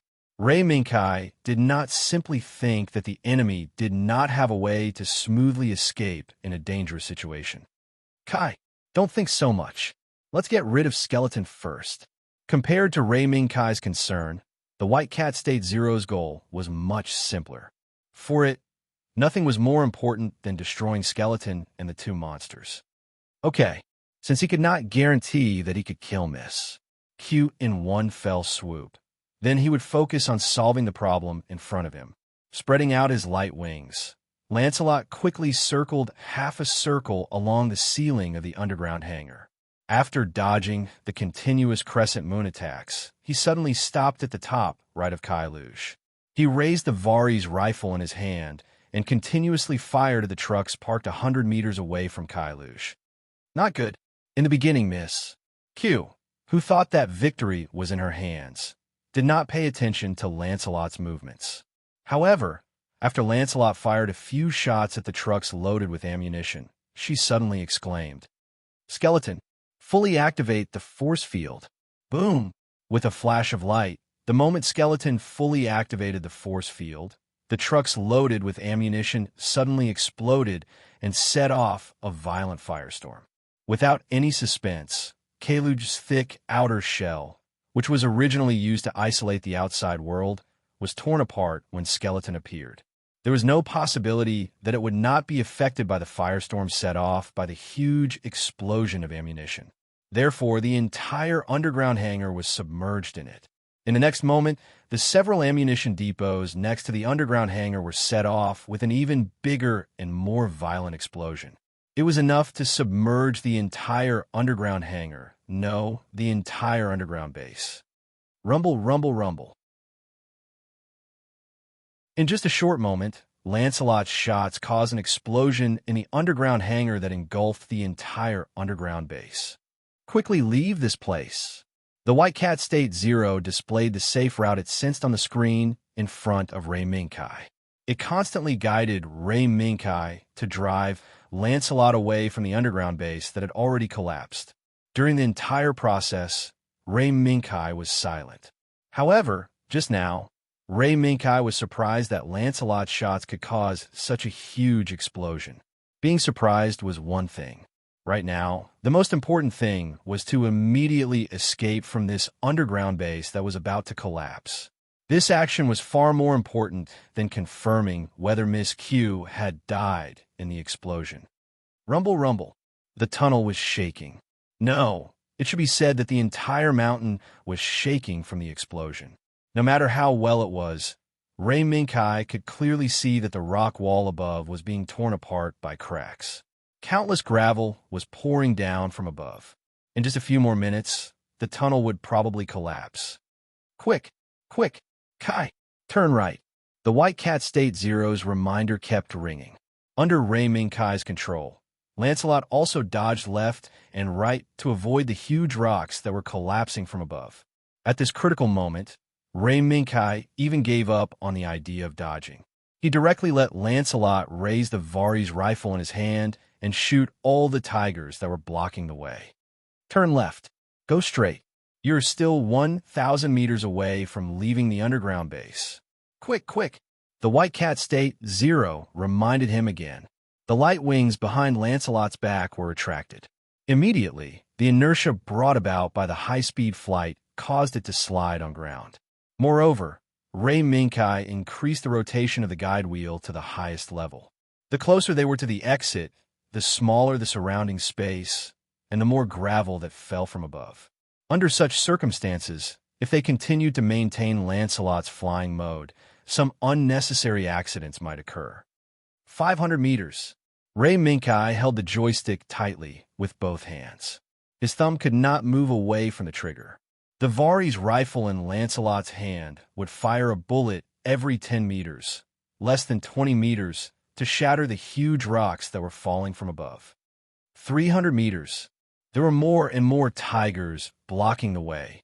Relying solely on the Vari's rifle in his hand, he could no longer keep up with the speed of the falling gravel. To this end, Lancelot waved the radiation vibroblade in his right hand and chopped the small rocks that were not big enough for the Vari's rifle to fire. 100 meters. Quick! The exit is right in front of you. The white cat state, Zero shouted. Rumble. At the same time, the tunnel behind Lancelot flashed. The surging energy released by the explosion was actually chasing after the tunnel that Lancelot had walked through. If Lancelot's footsteps were slightly slower, he would have been swallowed by the energy of the explosion. Kai, quick! In this crisis, Ray Minkai made up his mind and moved his hands and feet continuously.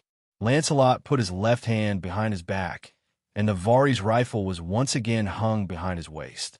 Immediately after, Lancelot raised his left hand, and the hook shot out. In the next second, Lancelot bent his legs, and the light wings on his back spread out.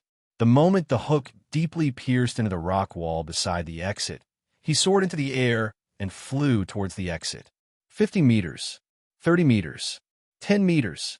The moment the terrifying energy swept over from behind, Lancelot rushed out of the exit.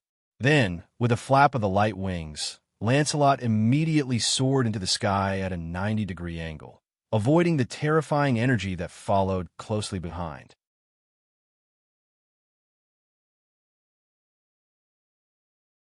Chapter 3:24. Rumble. The earth was roaring. The turbulent energy hidden deep underground was tumbling madly, subverting everything it could. Mountain, cliff, forest, as long as it was above the energy, everything would struggle bitterly under the violent tremors. What's going on? Neguri, who was holding the steering wheel, did not have time to wait for Shiro Amada's order. He subconsciously drove the Type 74 hovercraft truck in a certain direction. Eladoya, who was sitting next to him, could no longer reprimand Neguri for his rash action. Because at the moment when the turbulent energy erupted, Eladoya, who was wearing headphones to listen to the surrounding situation, was instantly immersed in the loud sound of the underground explosion. It took him a long time to recover his damaged hearing. Now, the only thing he could do was to try to open the communication channel and shout with all his might to remind Shiro Amada and the others to pay attention to the surrounding situation. However, he could not hear his teammates reply. Rumble. The earth was roaring.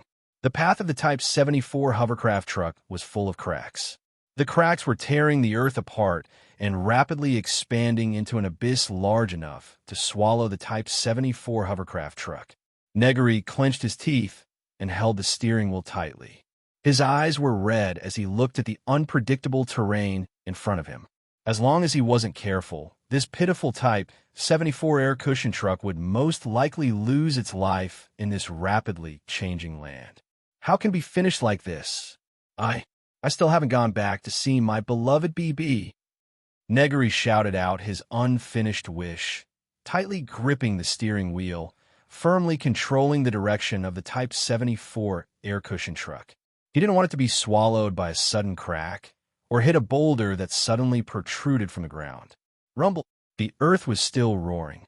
Eladoya was still shouting everyone's names loudly, even if he had temporarily lost his hearing. All Neguri could see in front of him were cracks and protruding boulders. He tried his best to protect himself, Eladoya, and the Type 74 air cushion truck in the midst of this great change. This was perhaps the only thing he could do now. Kacha! Suddenly, the ground beneath the speeding Type 74 air cushion truck was suddenly torn apart.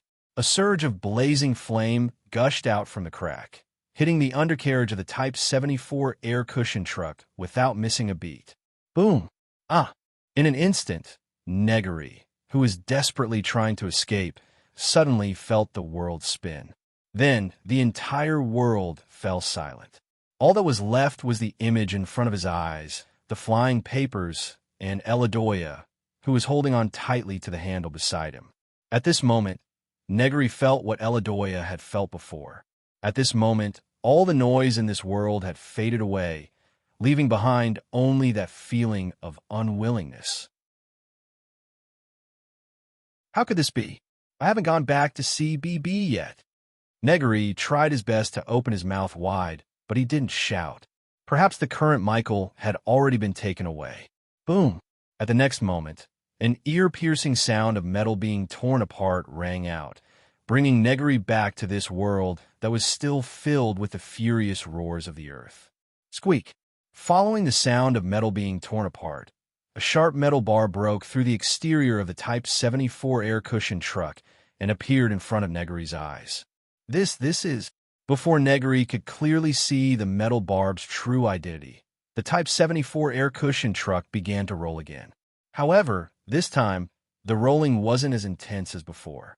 Negri could even feel that this rolling seemed to be adjusting the Type 74 air-cushioned truck's posture. Am I saved? This thought uncontrollably appeared in Negri's mind, but he quickly chased it out of his mind and turned to look at Eladoya's position. Fortunately, Eladoya, who was temporarily deaf, seemed to have fainted during the tumbling crisis just now. What a lucky guy. Negri glanced at Eladoya's condition and slowly let out a sigh of relief. It's fine.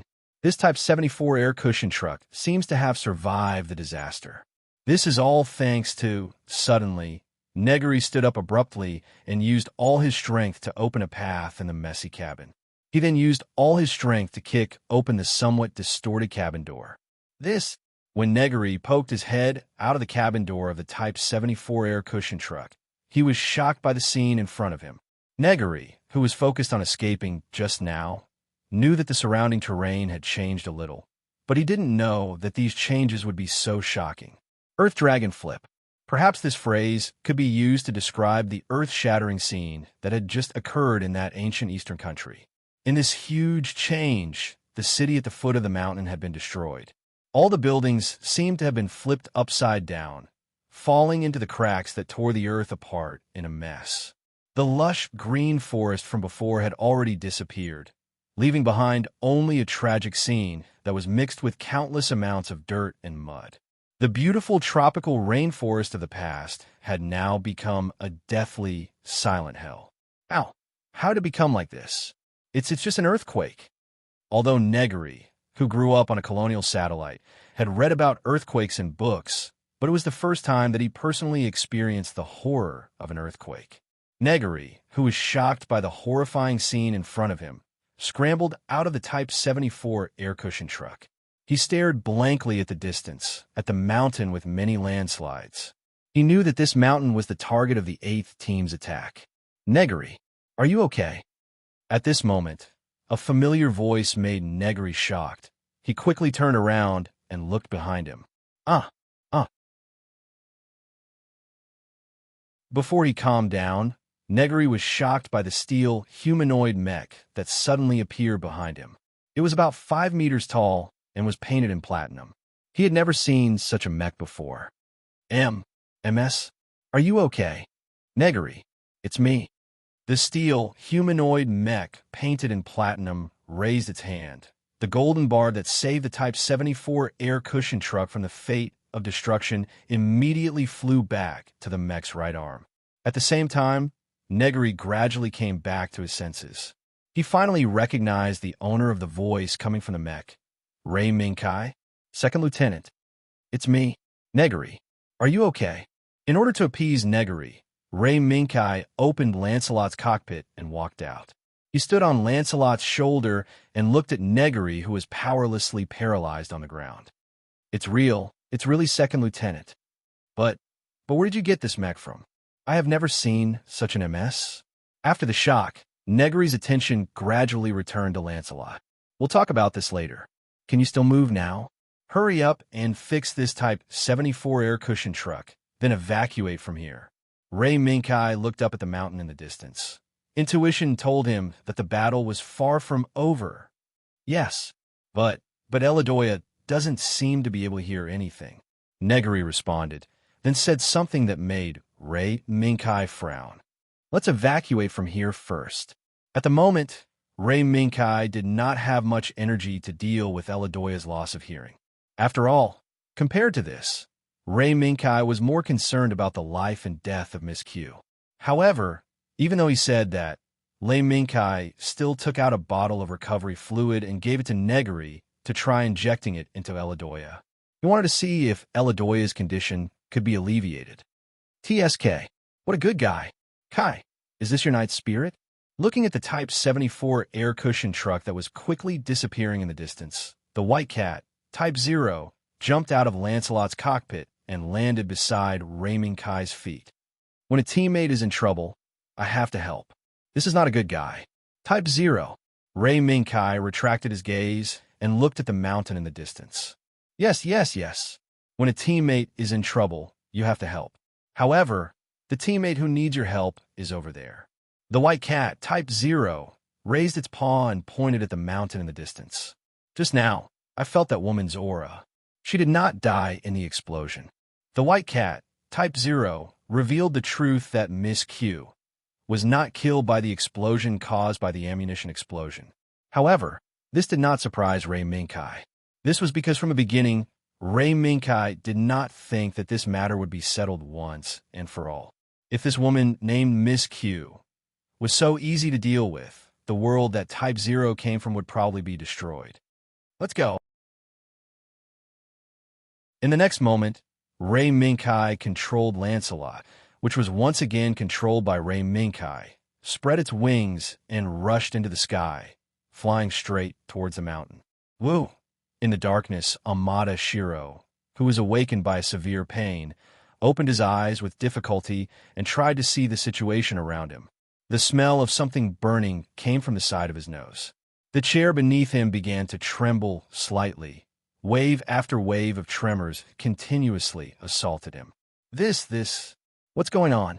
As soon as this thought came to mind, a memory immediately appeared in Amada Shiro's mind. It was a memory of the past. Amada Shiro remembered that after Ray Minkai and the Blue Tiger were both injured, the 8th squad led by him assisted the steel tank to bombard the huge MA Apsaras III, which appeared on the mountaintop. In the end, the bombardment failed. Instead, all the steel tanks were lost in the enraged Apsaras III.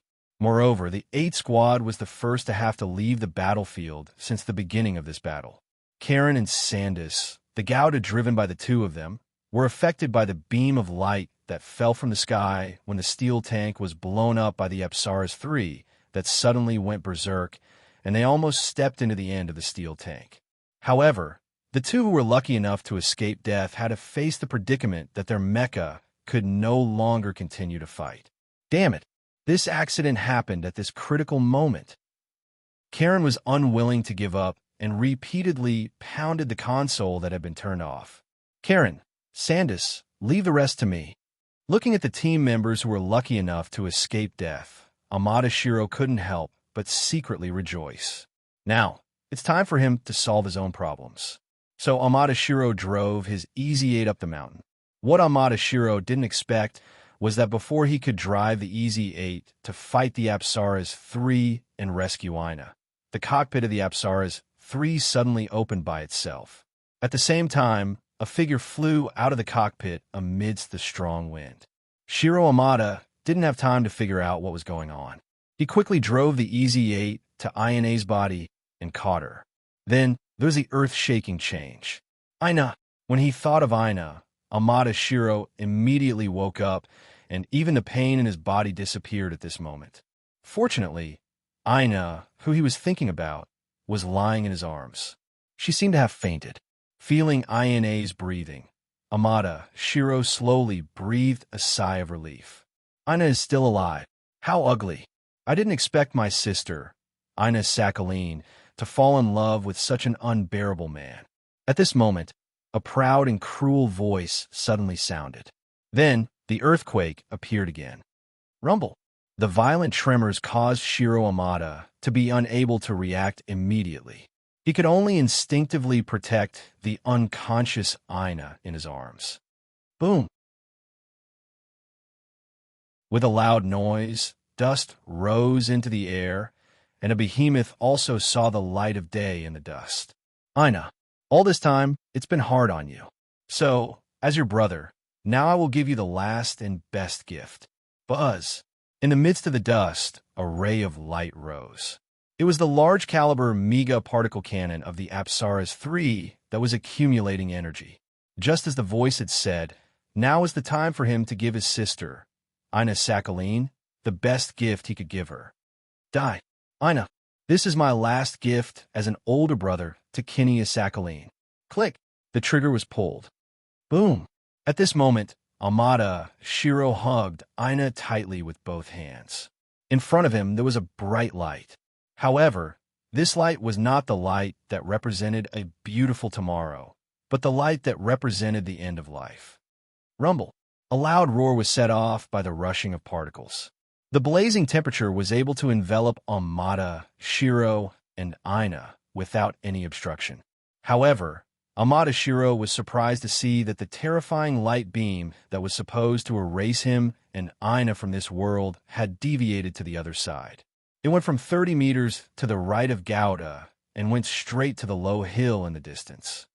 Boom! In the midst of an earth-shattering explosion, Amada Shiro saw a metal body that was much smaller than the size of Apsara's 3, but was able to push Apsara's 3 away. It raised the sharp sword in its hand and stabbed towards Apsara's 3's head.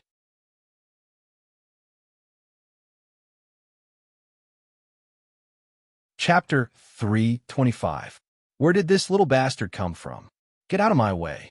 Seeing the sudden appearance of this small, inconspicuous mech that appeared out of nowhere and interrupted Kineas's plans, Kineas's heart was instantly filled with an uncontrollable rage. A slight buzzing sound was heard along with Kineas's angry roar. Although this buzzing sound was very faint, Ray Minkai still keenly captured it. Therefore, Ray Minkai did not hesitate to retract Lancelot's radiation vibroblade that was aimed at Zagu's head and controlled Lancelot to lift his leg and forcefully kick Apsara's 3's armor to soar into the sky again. Boom! Following Lancelot's departure, the sound of something breaking could be heard, but did not cause any abnormalities. Force field. In Ray Minkai's senses, he did feel that something had unfolded at that moment. And the next scene also gave Ray Minkai a chance to verify his speculation. Under the hillside, that underwent a huge change due to the earthquake, just now, a small but unusually clear beam of light broke through the air and headed straight for Apsara's 3's head the moment Lancelot jumped from Apsara's 3 into the air. It seemed to want to continue Lancelot's unfinished attack. However, just as Ray Minkai had sensed, the buzzing sound of the force field being activated was instantly blocked when the beam of light was about to hit Zagu's head of Apsara's 3. The force field that Ray Minkai perceived did exist, but could not be seen with the naked eye. Effortlessly distorted the beam of light and refracted it in another direction. A force field. Apsara's 3 is actually equipped with a force field. Is it the influence of Miss Q? Lancelot, who was hovering in the air, took this opportunity to observe the battle below as much as possible. Ray Minkai was also constantly estimating the changes between Apsara's 3 and the one in his memory. You're in the way. Kineas roared angrily, and the Apsara's 3's large caliber mega particle cannon lit up again. In the blink of an eye, a beam of light the same size as the one that attacked Apsara's 3, but the color was deathly gray, exploded from the front of the mega particle cannon. The moment the flash swept through the rugged area where the ambusher was hiding, a terrifying explosion suddenly broke out. Rumble. Wherever the flash passed, everything turned into ashes. Even the thick ground was still lifted by the flash, revealing the scorching traces after the terrifying energy melted it, not to mention the ambusher hidden among them. In the explosion, just now, Lancelot's electronic eyes keenly captured the steel head that was blown away. Ray Minkai recognized at a glance. It was the head monitor of Sniper Jim. He did not expect that Sniper Jim, who affected the final outcome of the battle, would end up like this. And Apsara's 3, who should have had its support broken by Sniper Jim and fell into a long period of paralysis, was still alive and kicking. Ray Minkai's heart tightened, and Lancelot immediately moved to the right, avoiding a beam that came from below. It was a beam attack from Apsara's 3. After taking care of Sniper Jim, who had ambushed him in the dark, Kineas immediately targeted Lancelot, who had interrupted his farewell gift to his sister Aina. Kai, we're being watched. White Cat Zero reminded. I know. Ray Minkai responded casually. Now, although Ray Minkai relied on his small size and flexibility to make Apsara's 3's attacks miss, Ray Minkai faintly felt that Apsara's three's performance should not be so simple. After all, in the original setting, the I-force field that did not appear at all appeared at this moment. In the next second, Ray Minkai would not find anything wrong with Apsara's three's strange performance. Kai. Below, when a unique roar of the Gatling gun tore through the sky, the White Cat Zero's reminder rang in Ray Minkai's ears. The next moment, Lancelot suddenly sank, dropping from the original height by tens of meters, and then rose again, avoiding the attack that followed closely. It's a flying tiger. When the Lightwing system successfully brought Lancelot to a higher altitude, Ray Minkai also saw the true face of the murderer who attacked Lancelot.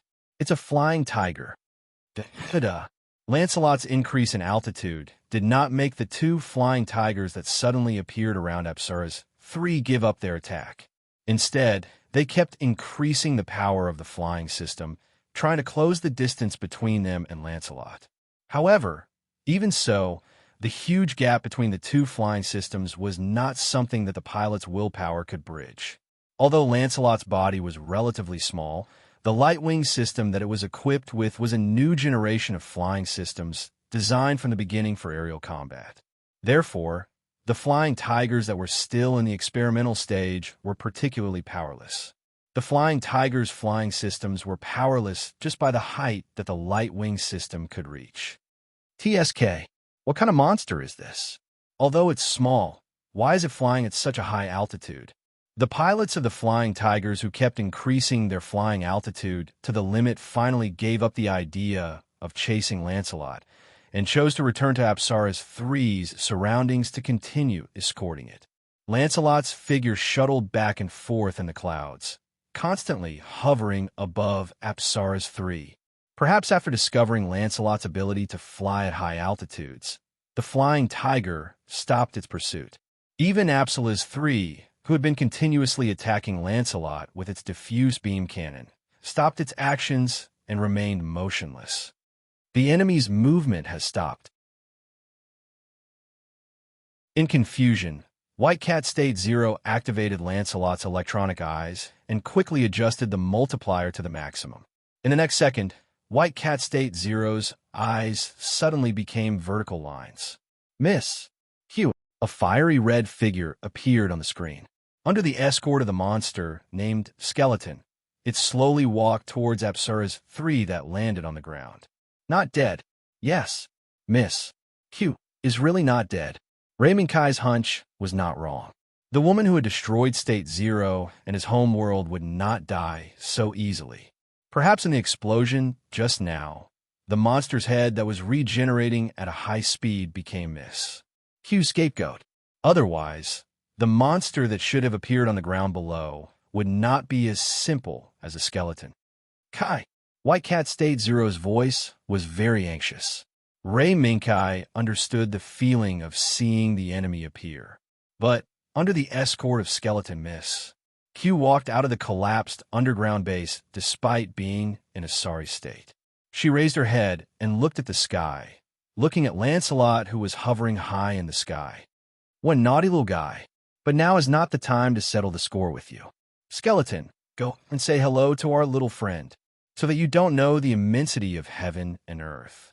Miss Q's voice was particularly lazy, as if she did not care that Lancelot was hovering back and forth above her head. Roar. Skeleton, who was following beside Miss Q, let out a roar and raised his head. The pair of thick legs under his body suddenly folded inwards.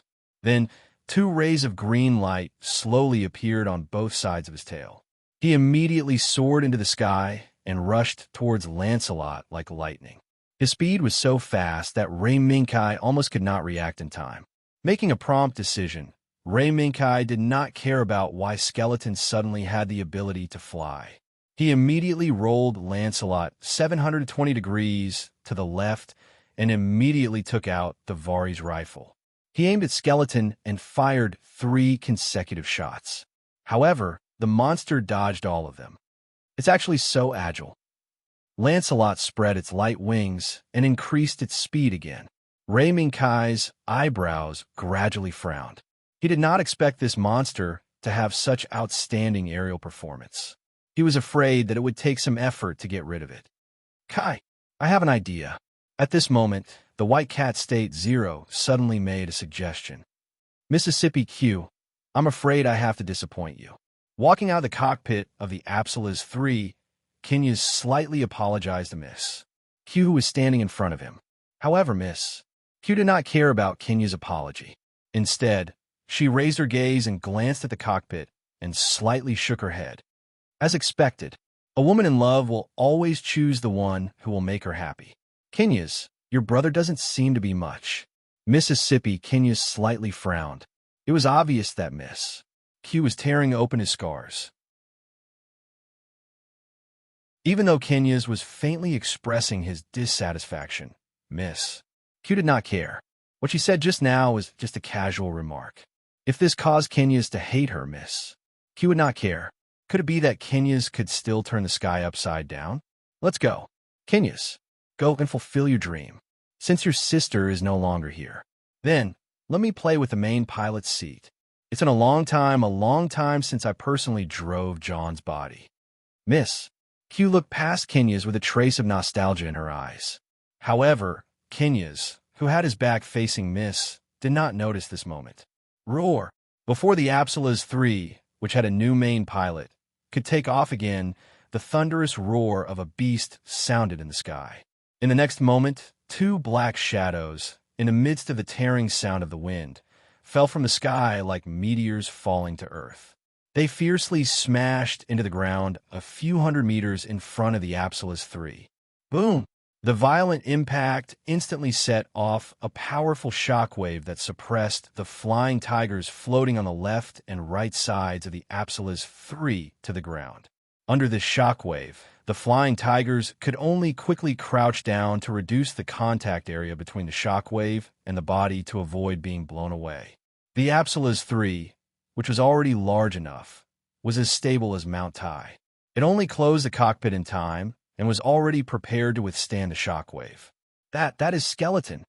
Miss Q, who was sitting in the main pilot's seat, had very sharp eyes. She immediately recognized that the figure struggling in the dust was the little cutie she was talking about, Skeleton. Roar! After the shockwave gradually subsided, the monster's roar did not stop. Instead, it became more and more intense. No matter who it was, after hearing this increasingly shrill roar, they subconsciously thought that this monster might be finished. Yes, under the scattered dust, the long neck of the skeleton was bitten by a behemoth that was 30 meters long and 10 meters tall. As soon as the true face of this behemoth appeared, everyone cried out in surprise. Lion! A huge lion? The pure white body, the sacred and mighty lion's head, the sharp teeth that pierced deeply into the neck of the skeleton, and the sharp claws that prevented the skeleton from breaking free. This was the scene of a living beast king hunting for food. However, this scene was played out by two steel beasts and a biochemical monster. Lion, a long-toothed lion. At this moment, Miss Q recognized the pure white steel lion at a glance. So that's how it is. My Avenger, and my engineer you're doing. Skeleton, kill it. Now that everything was clear, Miss Q, who had always kept her losses in her heart, instantly understood who the culprit behind her losses all this time was. Roar! The monster let out an even more shrill roar and suddenly raised its strength to the peak. The moment a strange light appeared all over its body, Skeleton's pair of powerful legs suddenly kicked the pure white lion's abdomen. Boom! In the roar of the metal collision, the pure white lion flew upside down. After rolling half a circle in the air, it landed heavily on the ground. Quick! Chance! Seeing the pure white lion being kicked away by Skeleton, the flying tiger that had just recovered from the shockwave immediately tried to chase after it. However, in the dark, two scarlet flashes of light swept out from the shadows without warning. With a speed that was almost impossible to catch with the naked eye, they went straight for the flying tiger on the left side of Apsalas 3. It was also the first flying tiger that raised the grim shield in its hand and tried to shoot at the pure white lion. Swish, swish, swish. 3 consecutive slashes. Before the scarlet flashes of light completely disappeared, the flying tiger that attacked first had both its hands and one of its legs chopped off. What happened? Immediately after, while the flying tiger was still puzzled as to why its own plane issued an ear-piercing alarm, the same scarlet flashes of light appeared on the right side of Apsila's 3 and went straight for the flying tiger that was slightly slower by half a beat. Swish, swish, swish. The same 3 consecutive slashes, the same broken hands and legs. The only difference was that the moment the grim shield fell to the ground, the 4th scarlet flashes of light pierced straight into the flying tiger's cockpit. At this moment, there were only 2 behemoths left on the battlefield, Apsila's 3 and Lancelot, who had put away the radiation vibration sword and once again stood in front of Apsila's 3.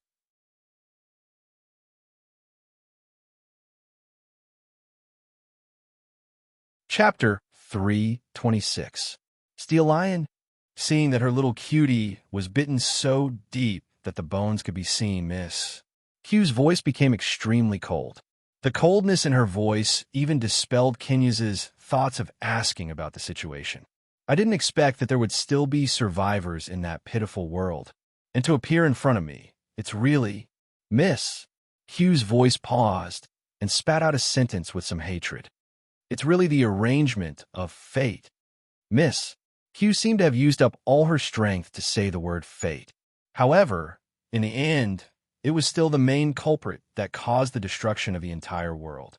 Miss Hugh returned to normal in the next moment and shouted coldly, "Skeleton, kill this lion." Roar. With an order, the monster whose neck was almost bitten off by the pure white giant lion shook its head and quickly repaired the bite mark left on its neck by the pure white giant lion. Such an amazing regenerative ability made Ray Minkai amazed. State 0, is there really no problem on your side? Facing an enemy with such amazing regenerative ability, Ray Minkai couldn't help but worry. No problem. It's just a defeated opponent. Ray Minkai's question didn't attract the attention of the white cat State 0 at all. Since it had already recognized the true form of skeleton, it meant that the white cat State 0 must know its weakness. And it could be seen from the previous exchange that the pure white giant lion State 0 caught the opportunity when it appeared in the sky and shot down the biochemical monster with the ability to fly. Roar. The 2 behemoths kept roaring, like 2 ferocious beasts facing each other on a narrow path. They put on their most terrifying posture. However, this posture was the one that State 0 disdained the most. Hence, State 0, who had already recovered its true form of the long-fanged lion, took the lead and pounced toward Skeleton. No matter how many times you appear, you'll always be a defeated opponent. Skeleton. Roar. The plasma thrusters on the back of the pure white long-fanged lion suddenly burst out with 2 dazzling lights, constantly providing the long-fanged lion with a surge of power. In the blink of an eye, a short distance of 100 meters had been crossed by the long-toothed lion at full speed. It jumped up and waved its laser claws that were already shining with golden light towards the skeleton. Bang! A loud, ear-piercing sound of metal colliding rang out. Long Fong Lion's laser claw was actually blocked. It was blocked by Skeleton's 3 crescent-shaped weapons. His laser claws, which had been invincible in the past, had only managed to scratch a few holes in it. TSK. Hardened. Due to the high-speed regeneration ability that Skeleton had not shown in his memory, State 0 had secretly reserved some power just in case. In the end, he really did use it. After Skeleton's tail blocked the laser claw of the Long Fong Lion Style 0, it suddenly bounced and the 3 crescent-shaped weapons shot straight towards the Long Fong Lion Style 0's head. However, as mentioned before, Long Fong Lion had reserved some power from the beginning just in case. Hence, at the moment when the 3 crescent-shaped weapons shot out, Long Fong Lion suddenly lowered its head and bent down, easily dodging this wave of attack. Then, Long Fong Lion, who was lying on the ground, exerted force again. The moment its hind legs kicked up, a pair of front claws once again lit up with the unique golden light of the laser claws. "Lie down for me." In the midst of Long Fong Lion's roar, Skeleton, who had no time to dodge, took a solid hit from the laser claws in the blink of an eye and fell to the ground. Roar! Long Fong Lion's laser claws were not something to be trifled with. Any enemy who took a solid hit from Long Fong Lion's laser claws would end up either dead or crippled. The right claw of the Long Fong Lion style firmly pressed down on the part of the skeleton's neck that was connected to the body. Even if the biochemical monster was slapped to the ground by the laser claw, it was still firmly pressed to the ground. No matter how it moved, it could not get up again. Just that, State Zero's gaze fell on Skeleton's chest area. There was faintly emitting an ominous aura. That woman. This ominous aura reminded State Zero of the battleship parked behind Miss Q when he saw her in the underground hangar. Most likely, the humans in the battleship had already become food for this monster. Oomph. Ominous things will eventually fall into hell. Die. In the midst of State Zero's cold snort, the two cannons under Long Fong Lion's chest immediately locked onto the location of the ominous aura and fiercely shot out a burst of fierce artillery fire. Boom, boom, boom. Long Fong Lion was merciless and crazily poured all the ammunition equipped by the cannons on Skeleton's body. It knew that it absolutely could not give this biochemical monster that possessed high-speed regenerative abilities the slightest chance to recover. Otherwise, this biochemical monster would definitely take the opportunity to recover and wantonly destroy everything in its sight. Thunderous explosions continued to sound and spread in all directions, attracting the attention of someone who had escaped from a city that had been turned into ruins in the distance. Is this still a battle between humans? The man whose head, left arm, and left leg were tied with bandages that were slightly oozing blood. He was stunned as he put down the binoculars in his hand. Now, the man was standing on the edge of the city, on the roof of a few buildings that were lucky enough to survive the earthquake.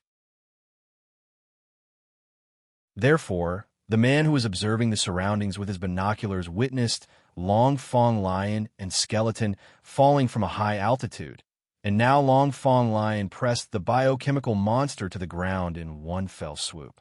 As one of the most elite members of the Guion army, the man had never heard of the existence of a project to create monsters within the Guion army. Moreover, according to his battlefield experience and vision, the beast monster that was fighting should not be a product of Earth. Whether it was the Federation or Guion, could it be related to that small body? In an instant, the man thought of the encounter in the rainforest and the enigmatic small body with extremely high maneuverability that he encountered. If he were to put that strange little mech together with this pair of fierce beasts, the man actually felt that it was a matter of course. Is this world undergoing changes that are beyond our control? After thinking for a while, the man shook his head and threw these unrealistic thoughts together. Right now, he had more important things waiting for him to do. Miss Ina, nothing must happen to you. Ina Sakhaline, in the battle just now. If it wasn't for Lancelot's timely appearance and forcefully pushing the Apsara's threes-beam attack path away from the original axis by a few degrees, Ina Sakhaline would probably be on the road to hell with Shiro Amada, just like what Kineas thought. Mississippi Ms. Q. After Kineas finished adjusting the parameters of the Apsara's threes error, he raised his gaze and looked at the fiery red woman sitting in the driver's seat.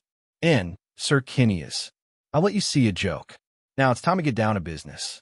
Miss Q seemed to have regained her calmness, and her voice also returned to its usual lazy state. Kineas glanced at the skeleton that was being rubbed back and forth on the ground by the tusked Lion Type Zero. Mississippi, your soldier.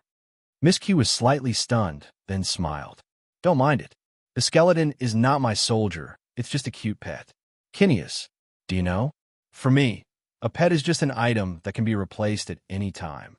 Kineas' eyebrows suddenly jumped a few times, but he couldn't say anything, because at that moment, Kineas suddenly felt that the Miss Q in front of him was much more unfathomable than he expected. Just that, now, Kineas had no possibility of turning back. It's coming. At this moment, Miss Q's voice suddenly became cold. The screen in front of Kinnea's eyes suddenly blurred. It was the enemy's attack. It turned out that, during the conversation between Miss Q and Kinnea's, Ray Minkai saw that the tusked lion Type 0 was already making progress. So he decisively took the initiative to attack. Lancelot's legs exerted force, and while jumping into the air, he once again changed to the Vari's rifle and fired 3 consecutive shots at the Apsaras 3. Bang! Bang! Bang! Due to his scruples about the I-force field displayed by the Apsaras 3 before, Ray Minkai did not activate the Vari's rifle's illumination mode, and only used the normal shooting mode.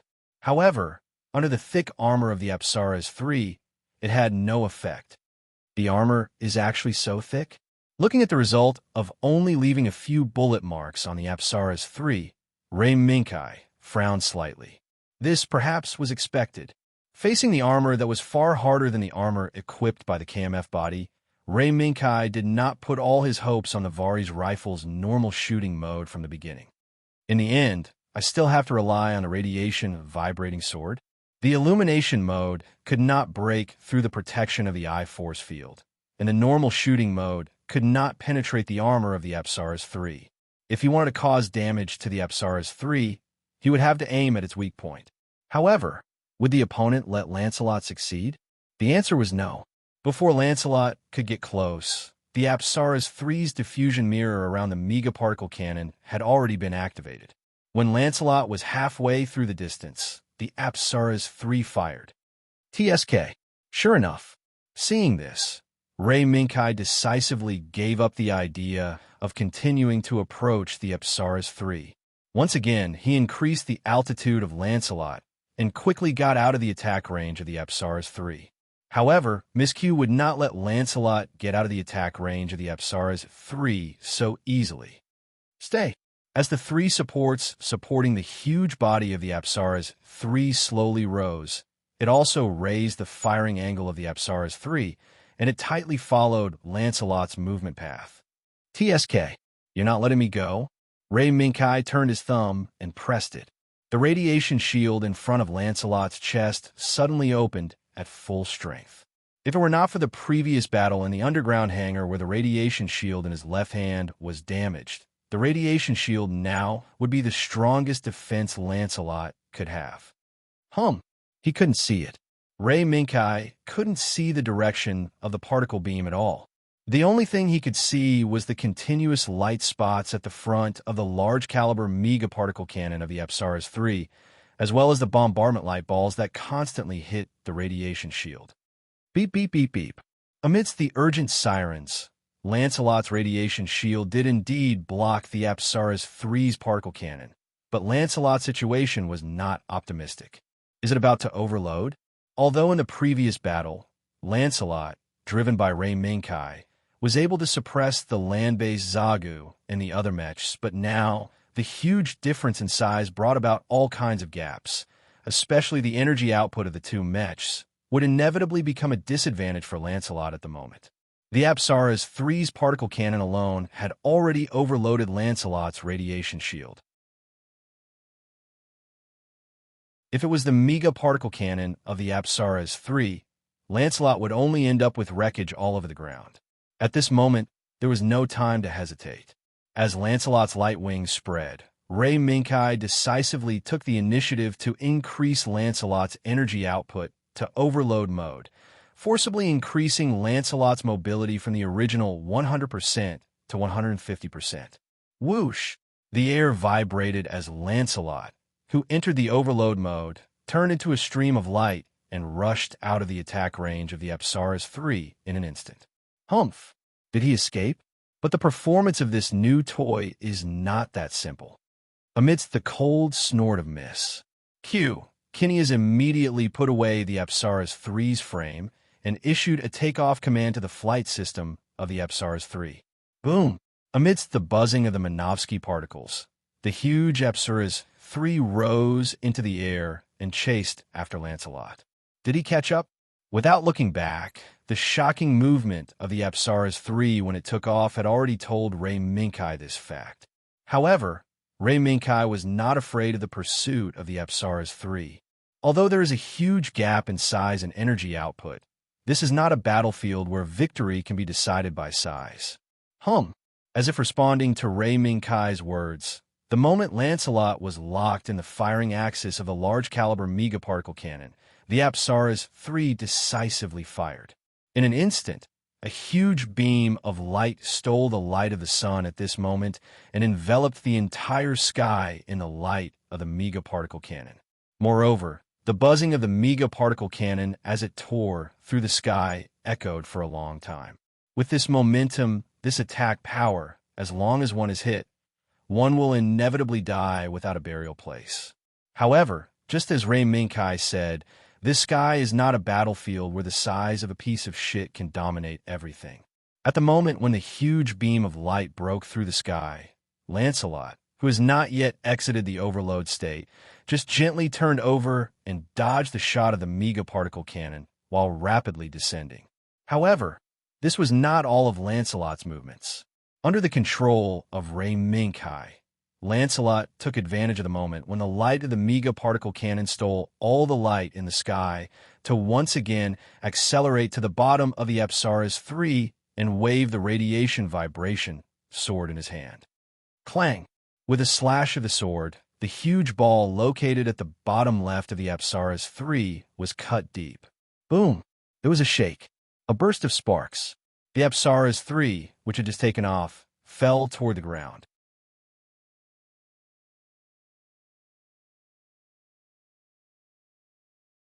Chapter 327.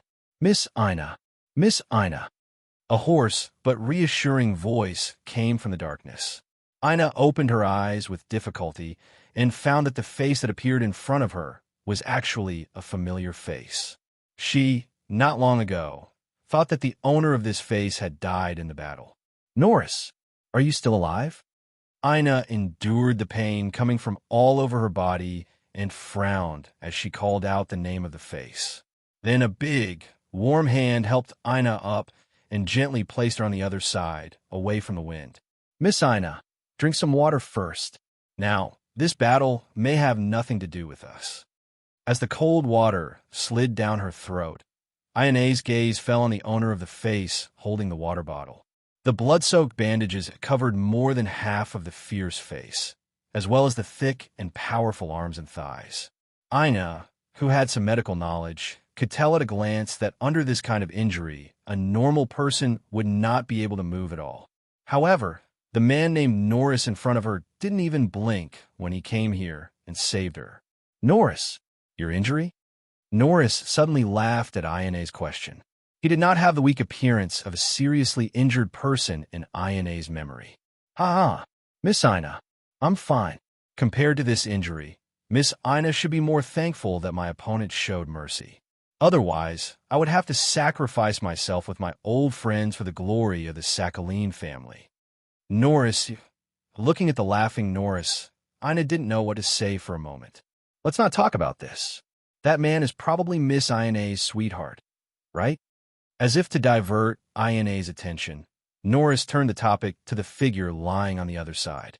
Ina heard this and looked back. It was Shiro Amada. Shiro, Ina exclaimed. Ignoring the pain coming from all over her body, she threw herself onto Shiro Amada. That anxious and worried look made Norris reveal a gratified smile that resembled that of an old father seeing his daughter finally find someone she loved. Ina, who was pouncing on Shiro Amada, didn't know this. When Norris found her, he saw with his own eyes how Shiro Amada used his own body to protect Ina in his arms, even though there were large burns on his back. That determination to protect Ina, even at the cost of his life, made Norris reveal a look of admiration. After that, Norris once again felt Shiro Amada's determination in his practice. Even though Shiro Amada had already fainted, his subconscious that was protecting Ina did not fade at all. Norris had to spend a lot of effort before he was able to separate the two of them and perform emergency treatment. Norris, is the scholar all right? In fact, even if Norris didn't say anything, Ina, who had medical knowledge, could tell the extent of Shiro Amada's injuries at a glance. There were large areas of burns on his back and arms. If this continued, even if they managed to escape from the beam of light, they would die from the subsequent inflammation and infection. I've given him all the antibiotics I can find. Now, it all depends on this man's luck and when this battle will end. Norris shook his head and gestured Ina to look in another direction. That's the Apsara's 3? How could it be? It actually fell. Also, were those two beasts in the miniaturized aircraft? Ina's gaze followed Norris' gaze and was immediately shocked by the battle on the mountainside. Whether it was the Apsara's 3 or the Lancelot's miniaturized aircraft that had never appeared before, as well as the Tusk Line Zero that was still rubbing the skeleton on the ground, they were all constantly impacting Ina's understanding of the world. At this moment, the battlefield had entered another stage. Phineas, is your work only at this level? Miss. Q slightly let go of her hands and sighed. Phineas was speechless. Because in the aggressive pursuit just now, Phineas thought he could rely on the power of the Apsara's 3 to crush Lancelot. But the small and nimble Lancelot, with its powerful mobility, gave Phineas a loud slap in the face. It's just a buzzing fly. Although Phineas was unwilling in his heart, his mouth was still unforgiving. However, this sentence poked Miss Q's weakness. Phineas, you're right. No matter how annoying the sound of flapping wings is, it can't change the fact that it's still an insignificant fly. Miss Q chuckled and slightly raised her finger. How long do you want to play? My cute pet. Roar. Miss Q's voice had not yet faded when Skeleton, who was pressed to the ground by the Tusk Line Zero, suddenly exerted force, and in the blink of an eye, it launched a force field that was enough to force the Tusk Line Zero to retreat. Roar. Come on. The Tusk Line Zero saw that Skeleton still had the strength to resist and immediately roared. At the same time, its four limbs exerted force and once again pounced on Skeleton. However, Skeleton did not fight back. Instead, when the Tusk Line Zero flew up and pounced on it, it immediately turned and ran. Its speed was so fast that the Tusk Line Zero could not react. Kai, that monster ran to your side. Seeing that its prey had run away, the Tusk Line Zero was so angry that it could not fight back. Ray Minkai frowned slightly. Apparently, he could not see through the biochemical monster's intentions, but could not stop Ray Minkai from intercepting it. However, the biochemical monster that was running at a high speed did not have the intention to entangle with Lancelot. It raised its head and spat out a strong beam of light towards Lancelot. Suddenly, it changed direction and quickly bypassed Lancelot, rushing towards Apsara's 3. TSK, what does it want to do? The Tusk Line Zero's body flashed with blue light, and the hunting gull equipment was immediately put on. It sped up and chased after Skeleton, trying to intercept it before it touched Apsara's 3. However, the Tusk Line Zero's plan was doomed to fail, because the moment the hunting gull and the Tusk Lion appeared, Apsara's 3, who fell to the ground, moved. Hum, hum, hum. The ground in front of Apsara's 3 began to crack. Countless particles filled with huge amounts of energy began to wander along the cracks until the cracks could no longer accommodate their wanton wanderings and dissipated into the air. Boom! At the moment when the energy peak of the particle torrent reached its peak, a huge beam of light blasted towards the hunting gull and the tusk lion that was chasing after Skeleton. State 0, get out of the way. In midair, Lancelot, who was trying to join forces with the hunting gull and the tusk lion to stop Skeleton, quickly pulled up. At the same time, Raiminkai's reminder rang in State Zero's ears. Roar! The hunting gull let out a roar of unwillingness.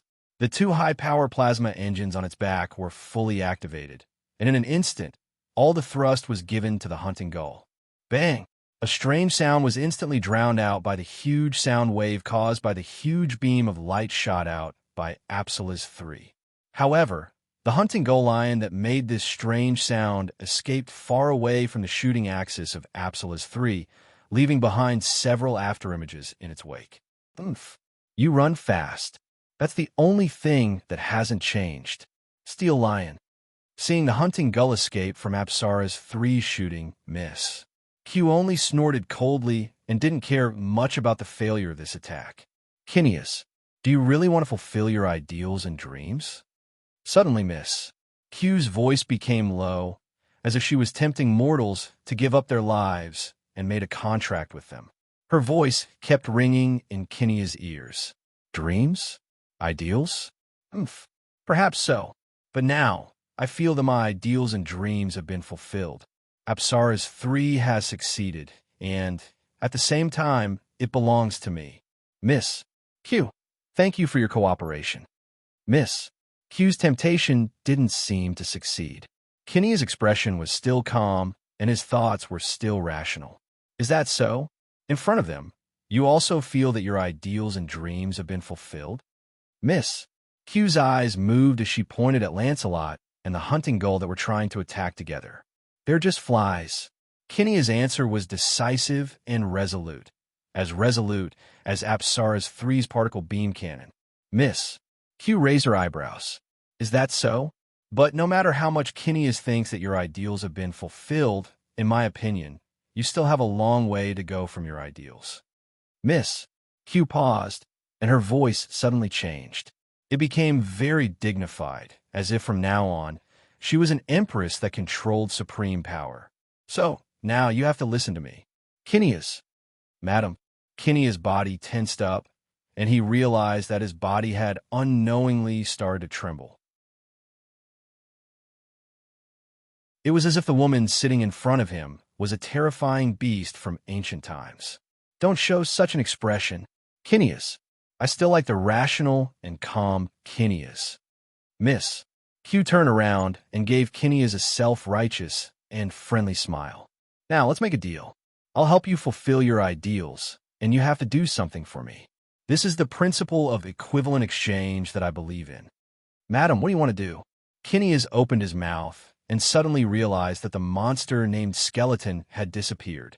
Well, he was shocked by the aura emitted by Miss Q. It had already disappeared. Hee. Did you notice? My little cutie is a perfect match for your Apsara's 3. Miss Q smiled mysteriously and called out softly. Wake up, my little cutie. Roar.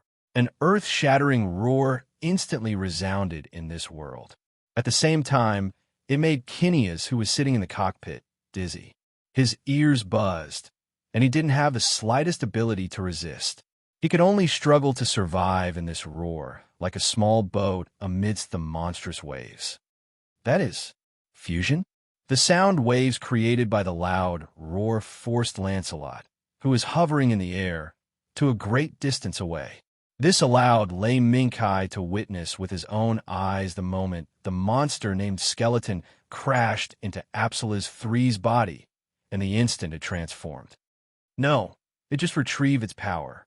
In other words, this monster has eaten one of the countless fragments of our world. On the ground, the hunting gull solemnly looked at Apsara's 3, who was quickly drowning in Skeleton's biochemical tissue. Fragments? State 0. Do it. As soon as the voice sounded, Lancelot and the hunting gull moved together and attacked Apsara's 3 from above and below. In your dreams, facing Lancelot's radiation vibrating sword and the hunting gull's laser claws, Miss Q only snorted coldly. A force field was activated at full power in that instant, forcefully blocking the long swords and sharp claws of Lancelot and the hunting gull. Skeleton's force field? Lei Mingkai's eyes shrunk and immediately had a bad feeling. Apsara's 3, which already had a level 1 force field, with the addition of Skeleton's force field, wouldn't it be a hard bone to chew? State 0, retreat. If the attack did not succeed, retreat immediately. Lei Mingkai was very clear about this. Especially in this unclear situation, Lei Mingkai did not want to throw his life away. Kai, that monster is going to swallow that fragment. State 0 was also unwilling. I know. Again, Lancelot and the hunting gull's joint attack began again. On the other side, Ina and Norris, who had witnessed the entire battle, were speechless for a long time. The changes in the battle were so fast that Ina and Norris's knowledge was constantly challenged. Norris, was Apsara's 3 really created by my brother, Kineas Sakhaline? Ina put down her binoculars and fell into silence. If that Kineas Sakhaline is still the Kineas Sakhaline we know, then this Apsara's 3 was designed and built by him. Norris shook his head and sighed. Now Apsara's 3 was actually swallowed by that monster. Ina and Norris could not accept such a change, although these changes were really happening in front of their eyes. Ina. Suddenly, a weak voice was heard. Shiro. Ina's face immediately showed a trace of surprise. She quickly turned around and helped Amida Shiro, who was gradually waking up. Ina, we have to go. Amita Shiro, who was enduring great pain, weakly said this sentence that confused Ina. Shiro, where are we going? Go there. Amita Shiro raised his finger with difficulty and pointed at Apsara's 3, which was being swallowed by the remains. There's a voice in my head telling me that I have to go there, cooperate with the second lieutenant, and get rid of Apsara's 3. Otherwise, this world is finished.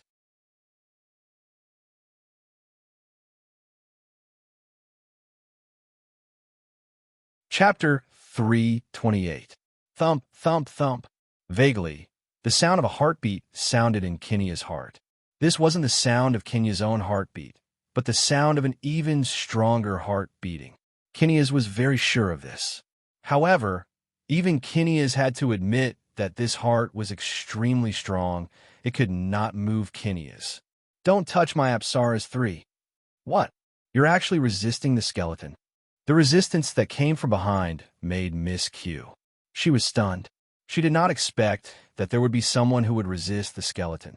Just as Miss Q said before, although the skeleton's combat power was indeed objective, the skeleton's strongest point was not its own combat power, but its ability to act as an external armor for the target's body at a certain time. In other words, the biochemical monster skeleton could fuse with the target's body and form a layer of strong and tough biochemical armor on the surface of the target's body. The force field that Rei Mingkai and the long-toothed lion, State Zero, were troublesome was one of its manifestations. However, in Miss Q's opinion, no one should be able to resist such a powerful force, but Kinya's actually resisted it. No, don't touch my Apsara's 3. Apsara's is mine. Yes, this was Kinya's obsession. In order to complete Apsara's 3, Kinya's did not hesitate to lay hands on his colleagues. In order to complete Apsara's 3, Kinya's did not hesitate to poison and kill many of the technical staff who had followed him until now. Now, Kinya's was still showing his strong desire to monopolize as usual. Kinya's, be quiet. Miss Q. My Apsaras will never be given to anyone. An unexpected fight actually happened at this critical moment. However, Rei Mingkai and State Zero did not know about this fight in the cockpit of Apsara's 3. Now, they only knew that they had to find a way to break that troublesome force field as soon as possible. Otherwise, no matter how well Lancelot and the long-toothed lion cooperated, they would not be able to defeat it. Kai, quickly get down from Lancelot. Now, Lancelot's strength is no longer enough to pose a threat to this big guy. After many failed attempts to attack, State Zero decisively gave up the idea of continuing to attack in the form of a seagull and suggested to Rei Mingkai to switch. Yes, looks like this is the only way left. Although Lancelot was very good, he had indeed reached the limit of its combat power. Apsara's 3 and Skeleton separately. Rei Mingkai was confident that Lancelot could defeat them. However, with the combination of the two, Lancelot, who was only equipped with the radiant vibrating sword, Vari's rifle, and basic equipment such as the hook claw, would be unable to cope with the situation. Lancelot's turn turned quickly and rushed. Quickly, down. Just as Lancelot was about to land on the ground, Rei Mingkai jumped out of the cockpit that opened up. Lancelot standby mode. While Lancelot was wrapped in a layer of liquid metal, Ray Minkai also landed steadily on the head of the long-toothed lion that caught him. Let's go. State 0. Roar. A gust of wind blew. When the hunting gulls and long-fanged lions reappeared in the forest, the azure armor on its body had turned into an orange color. On its head and waist, there were a total of 7 different swords of different lengths equipped on its head and waist. Long-toothed lion, Skonita. Roar. The roar of the king of beasts sounded like thunder, and the orange, flame-like figure arrived in a flash. Clang! The 5 short swords on Skonita's head were swung, and all the power was gathered at one point, piercing towards the force field that protected Apsara's 3 and skeleton. Destruction, slash. This was one of Skonita's most powerful attacks. In the previous probing, Lei Minkai and State 0 had already tested out how difficult it was to deal with this layer of troublesome force field. Thus, they might as well go all out, and made a move that was as powerful as lightning. The full-powered attack of the long-fanged lion Nita was indeed effective. Even though the force field had blocked Shaneta's sword in the beginning, it gradually lost in the confrontation between sword and shield, allowing Shaneta's sword to slowly break through the defense of the force field, piercing through the force field. If this continued, the force field would definitely be pierced through by Skonita. However, the enemy was not the kind of villain that would only watch as his defense was broken, and at the same time, give a long speech. While I was dealing with Kineas, you want to change into a new set of clothes? What a joke. Kineas, who was still resisting the fusion of skeleton, had completely lost his voice. There was also the sound of the huge heart beating, which could be clearly heard. It was even accompanied by the beating of Jinha's heart, which had been operating under a high load for a long, long time. Kineas, this is the only way to heal your frail body. So, in order to thank me for my kindness, you must show some sincerity. Yes, ma'am. Kineas's face was dull, and his slightly lifeless eyes slowly moved and landed on Skonita, who was about to break through the force field. Apsara's 3 will not be taken away by you. Goo! In the next second, the skeleton that was clinging to Apsara's 3's armor suddenly surged and quickly spread biochemical tissues and covered Apsara's 3's Zaga head. In the blink of an eye, a cannon appeared. Wong. The rumbling of particle vibrations followed closely, and a cross-shaped crosshair that locked onto the long-fanged lion appeared in front of Kenya's eyes. Go to hell. Evil person who covets Apsara's 3. Boom! The roar of the particles suddenly exploded, bombarding the long-fanged lion, Shunada, who was close at hand. State 0. Roar. Although Apsara's 3's attack was sudden, it was within the expectations of Ray Minkai and State 0. From the beginning, Ray Minkai and the rest did not think that the enemy would stupidly watch Skonita break through the force field and directly attack Apsara's 3's body. Therefore, Ray Minkai, who focused part of his attention on Apsara's 3's movements, immediately seized the opportunity. The moment the beam struck, he decisively made Skonita give up on attacking the force field and accelerated to escape from the range of the beam. Troublesome. State 0's gaze fell on the original Zaga head, which had turned into a beam cannon and then extended forward, gradually turning into a head similar to Skeleton's head. Parasite? Ray Minkai suggested a possibility. No, it's just a forceful occupation. The pilot of this body is probably already controlled by that woman. Guy, find an opportunity to directly attack the core of the fragment. This is the only way to completely kill this monster. Skonita's body slightly crouched, like a lion about to hunt its prey, waiting for the opportunity to arrive. However, the enemy was not the grassland's herbivores. A beast will always be a beast. Kinnis. Continue. Miss. Q crossed her arms in front of her chest and completely released her control authority. After relying on Skeleton to invade the cockpit's biological structure, and after controlling Kinnis, she had already assumed a posture of watching a show and let Kinnis do as he wished. Yes, ma'am. Kinnis moved his hand, and Apsara's 3's diffuse beam cannon fired. Small beams of light, under the micro-control of the refracting mirror, followed a path that would never repeat and swept towards Skanada's position. It directly attacked the long-fanged lion, Shonida, blocking Skanada's path of movement. Everything was possible. State 0. The diffuse beam cannon not only had a large attack range, but its attack power was also terrifying. The attack that could destroy an entire Mist squad with just a light sweep was all used on the long-fanged lion, Shonida. It could be said that the attack was thunderous. Facing such a killing move, Ray Minkai and State 0 did not dare to be careless. Skanada's body flashed, and the Skonida equipment on its body changed into the seagull armor again and rushed out of the diffuse beam cannon's attack range at full speed. It runs really fast. It does look a little like it did in the past. But so what? Back then, it became a stray dog, and now it will be the same. Miss.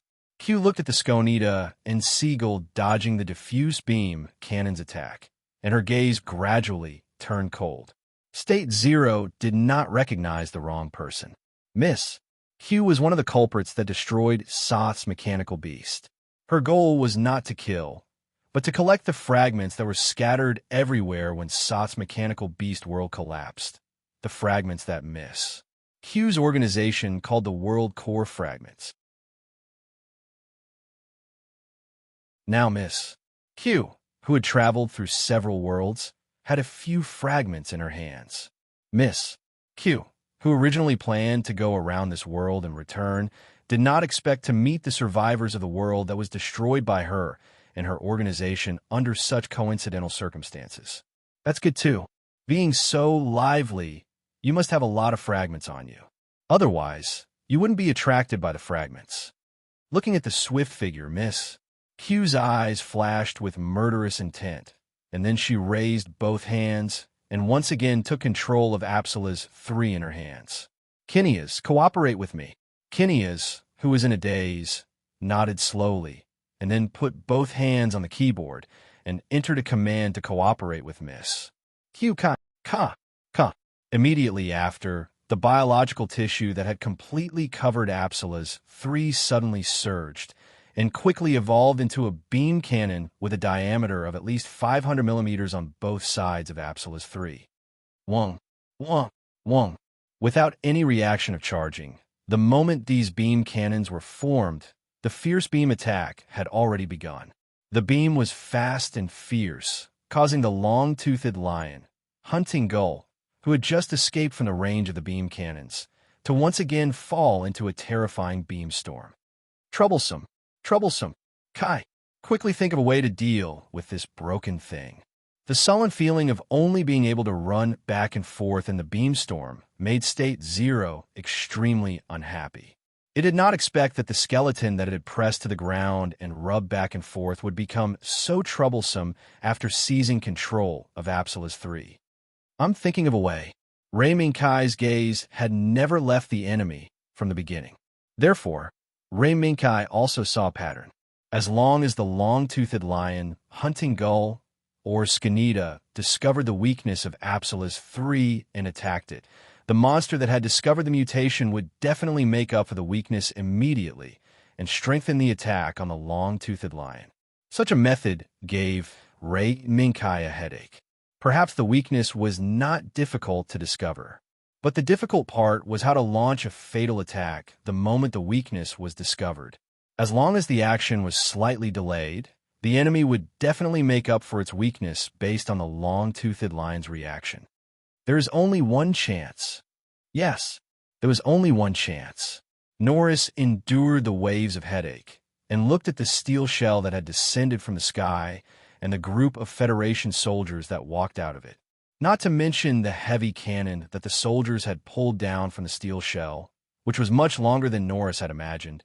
Just the fact that the Federation soldiers actually ignored him, a high-ranking Gion army soldier who had been fighting against the Federation on the front lines all year round, was enough to make Norris confused. Could it be that these people are not from the Federation army? While Norris was confused, Shiro Amada was also struggling to walk toward the steel shell with INA's help. After taking a few steps, a young man in logistics attire walked out from the group of federal soldiers who were pulling down the super-long heavy artillery. He quickly walked up to Shiro Amada, stood straight, and saluted Shiro Amada, and said, "Sir, Shiro Amada, I'm sorry. General, your heavy particle cannon has been delivered. Please give your orders." General? Shiro Amada did not speak, but Aina was shocked by the young man's address. "I'm just a second lieutenant. I'm not a general." Shiro Amada slowly shook his head, then glanced at the heavy ion cannon that the young man spoke of, and nodded. "Thank you for your hard work. Please equip it on the EZ-8. The EZ-8 should still be able to be activated now." "Yes, General." Obviously, Shiro Amada's denial did not correct the young man's address. In other words, the young man was not calling Shiro Amada, but a man with the same name. "Shiro, what is going on?" Aina looked at the young man who turned around and left, and softly asked her doubts. "Aina, trust me." Shiro Amada shook his head, and his clear eyes looked at Aina. "Now, the most important thing is to stop your brother, Kinyas. As for the other things, after everything is over, I will tell you everything."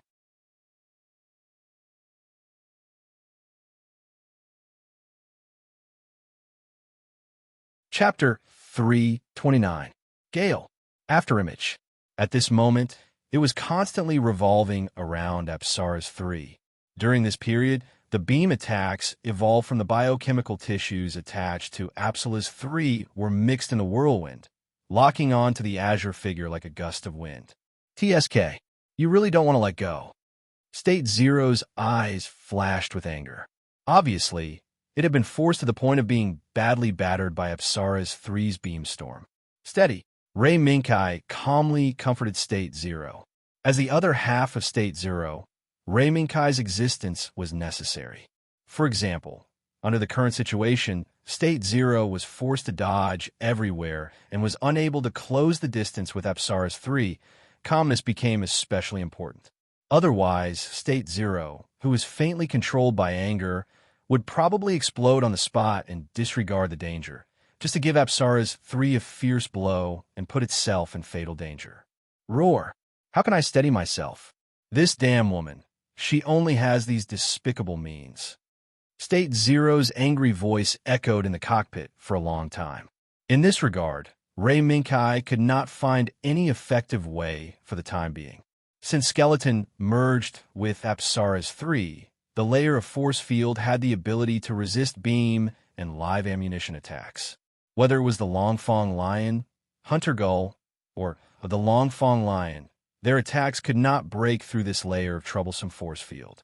Perhaps even the Longfong Lion in the Bonza form could not break through it. However, Ray Minkai did not dare to try this point, because in the Bonza form, the Longfong Lion's mobility was almost zero. Although the heavy equipment would not crush the Longfong Lion, it would severely restrict the Longfong Lion's movements. The Longfong Lion's mobility was equivalent to zero. In this situation where there was a beam storm everywhere, it was undoubtedly courting death. Contradiction. It was really contradictory. The Bonza form with the strongest attack power could not be used, and the Hunter Gull form and Shunada form could not break through Apsaras 3's force field because of the lack of attack power. If only there was a high-power beam weapon. Ray Minkai's eyes flashed as he thought of a possibility. Ray Minkai speculated that even though the previous attack on Jim was blocked by the I force field, after merging with Skeleton's force field, Ray Minkai made a bold conjecture. Perhaps, after the fusion of two different force fields, there would be some loopholes due to compromise. If these loopholes really existed, it might be the opportunity for Ray Minkai and State Zero to defeat Apsaras 3. Just that, no matter how bold a conjecture was, it was still a conjecture. The long-fanged lion, which lacked a beam weapon, could not verify Ray Minkai's speculation. "Kai, have you thought of a way?" Ray Minkai's strange behavior was instantly captured by State Zero, who was eager to find a way out of this sullen beating. "Yes." "It couldn't be considered a solution. It's just that we lack effective weapons right now." Ray Minkai nodded and admitted his thoughts. "Weapons?" State Zero was stunned. Under State Zero's control, the long-fanged lion hunter gull slammed on the brakes and avoided the beam sweeping from the front. He turned around and sped up to retreat, quickly widening the distance between him and Apsara's 3. Want to escape? Kineas. The sudden change of the long-fanged lion hunter gull stunned Mosq. In her opinion, the steel beast did not retreat even half a step in the dense and terrifying beamstorm. It even took the risk to approach Apsara's 3 at all costs. It was undoubtedly a synonym for stupidity. However, the sudden retreat of the long-fanged lion hunter gull caused Mosq to have a trace of doubt. However, Mosq, who had the upper hand at this moment, did not pay too much attention to this matter. In her opinion, the long-fanged lion hunter gull's retreat was nothing more than a struggle to survive under Apsara's 3's terrifying attack. Rumble. The roar of the Minovsky particles kept ringing. Apsara's 3, whose body was covered in a layer of pulsating biochemical tissue, chased after the long-fanged lion hunter gull at a leisurely pace. It was as if victory was in its grasp, and it was waiting for its prey to bleed to the last drop of blood. State 0, who had the long-fanged lion hunter gull run all the way, could not care less. As he ran, he explained to Ray Minkai, "Kai, is your method similar to using other weapons to attack that troublesome layer of force field?" Yes. What surprised Ray Minkai was that State 0 did not seem to be as impatient as before, and his thoughts were exceptionally clear. "I know what you want to say about the weapon. In the end, that kind of weapon would never appear in the long-fanged lion's equipment sequence. No wonder you are not confident." State 0's voice gradually revealed a trace of pride. "However, it is also thanks to the fragments of this world. After I swallowed the fragments used by the engines, I discovered that some changes have occurred in my various forms." Changes? The scene in front of him kept retreating, and the light beams that came from behind blasted a deep pit on the ground on both sides of the long-fanged lion hunter gull. However, none of these attracted Ray Minkai's attention. The only thing that attracted Ray Minkai was the changes that State 0 mentioned. Yes, changes. Although those fragments have been processed, I managed to analyze some things from them. Things? Is it equipment? A new equipment form? Ray Minkai asked while paying attention to the light beam attack from behind. Yes. In the light beam storm, State 0's voice suddenly became louder. At the same time, 2 golden lights burst out from the long-fanged lion hunter gull's eyes, drawing out 2 long, flame-like golden trails. "This is the new equipment I have obtained. Just watch. Kai. This is your partner, the new form of the long-fanged lion hunter gull." Roar. Boom. In the midst of the long-fanged lion hunter gull's roar, Apsara's 3, who was following behind, also shot out a light beam that was enough to drown the long-fanged lion hunter gull. The mighty light beam that destroyed the path ahead swallowed the long-fanged lion hunter gull in the blink of an eye. However, Miss Q did not feel the disappearance of the long-fanged lion hunter gull. Instead, she felt a rising aura that made her feel more and more uncomfortable. Roar. The light beam faded, but the huge steel beast was still there. Moreover, the azure armor on its body was turning into a stream of light that disappeared along with the light beam. This was not caused by Apsara's 3's attack, but by the long-fanged lion hunter gull taking the initiative to remove the azure armor on its body, because it was to equip the new equipment obtained from State 0. Miss Q, just watch. This is the roar of the world that you have destroyed. The roar of the steel lion resounded through the sky at this moment, and also shook the mountain. What? That form? This isn't the power of that broken world. Miss Q's originally confident expression of victory was shaken at this moment. The long-fanged lion hunter gull. No, it should be the long-fanged lion with the new equipment.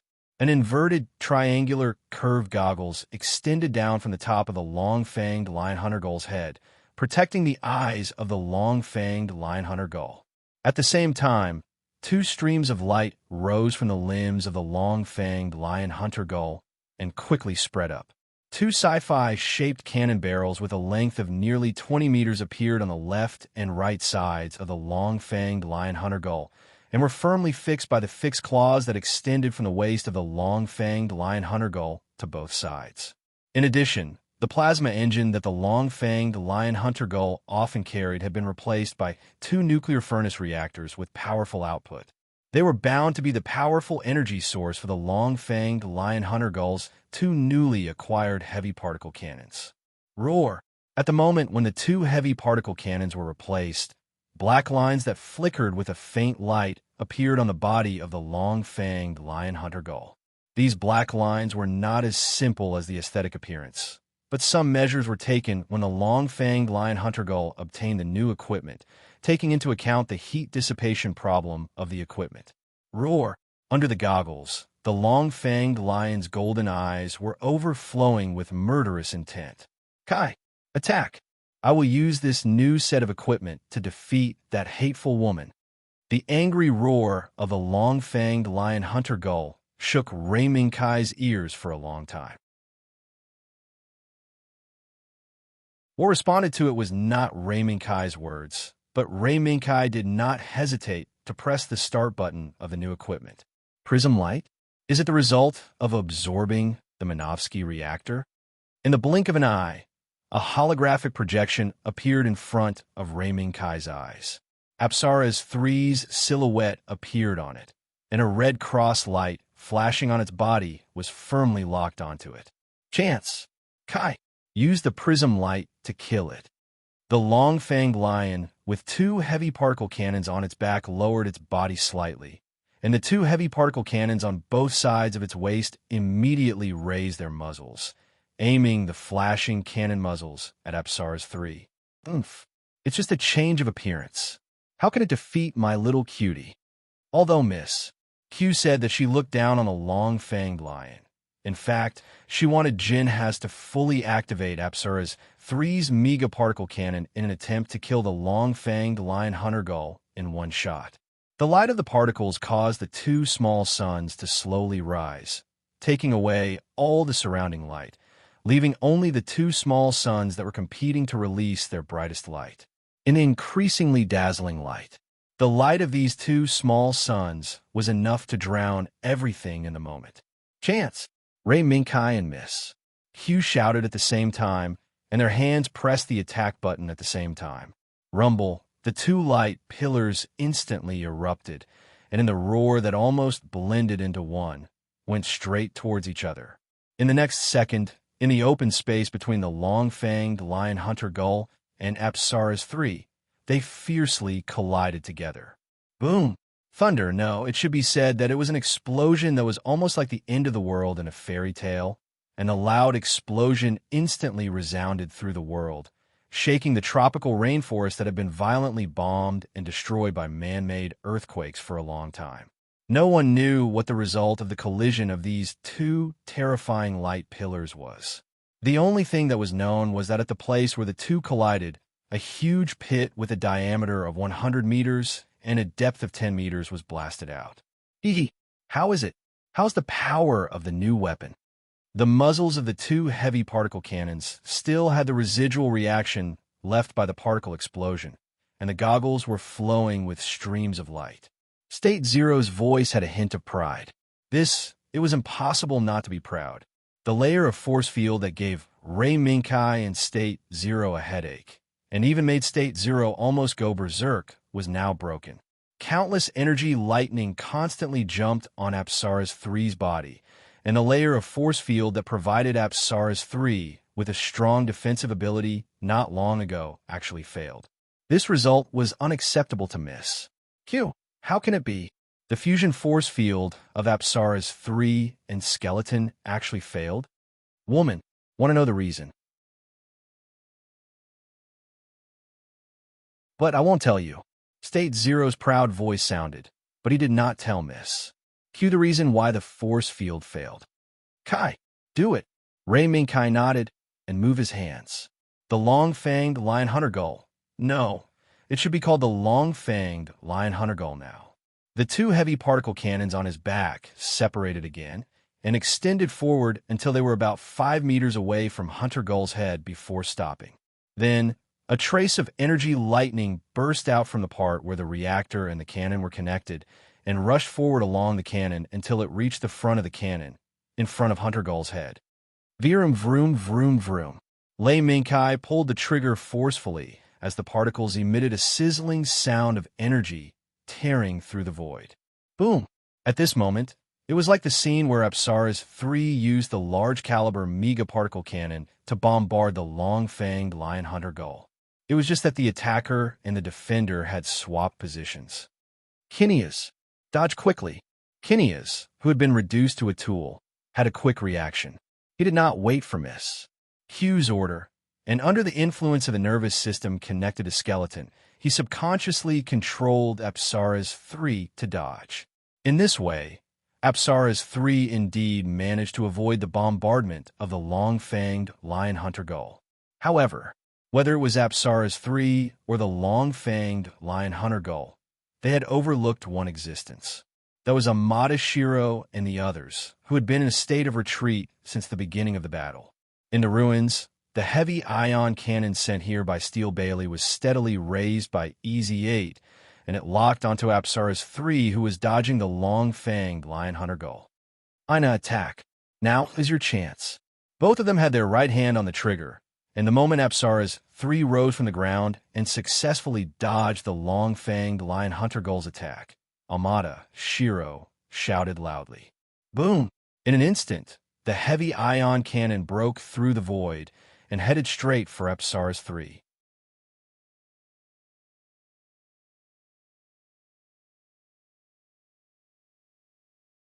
Chapter 330.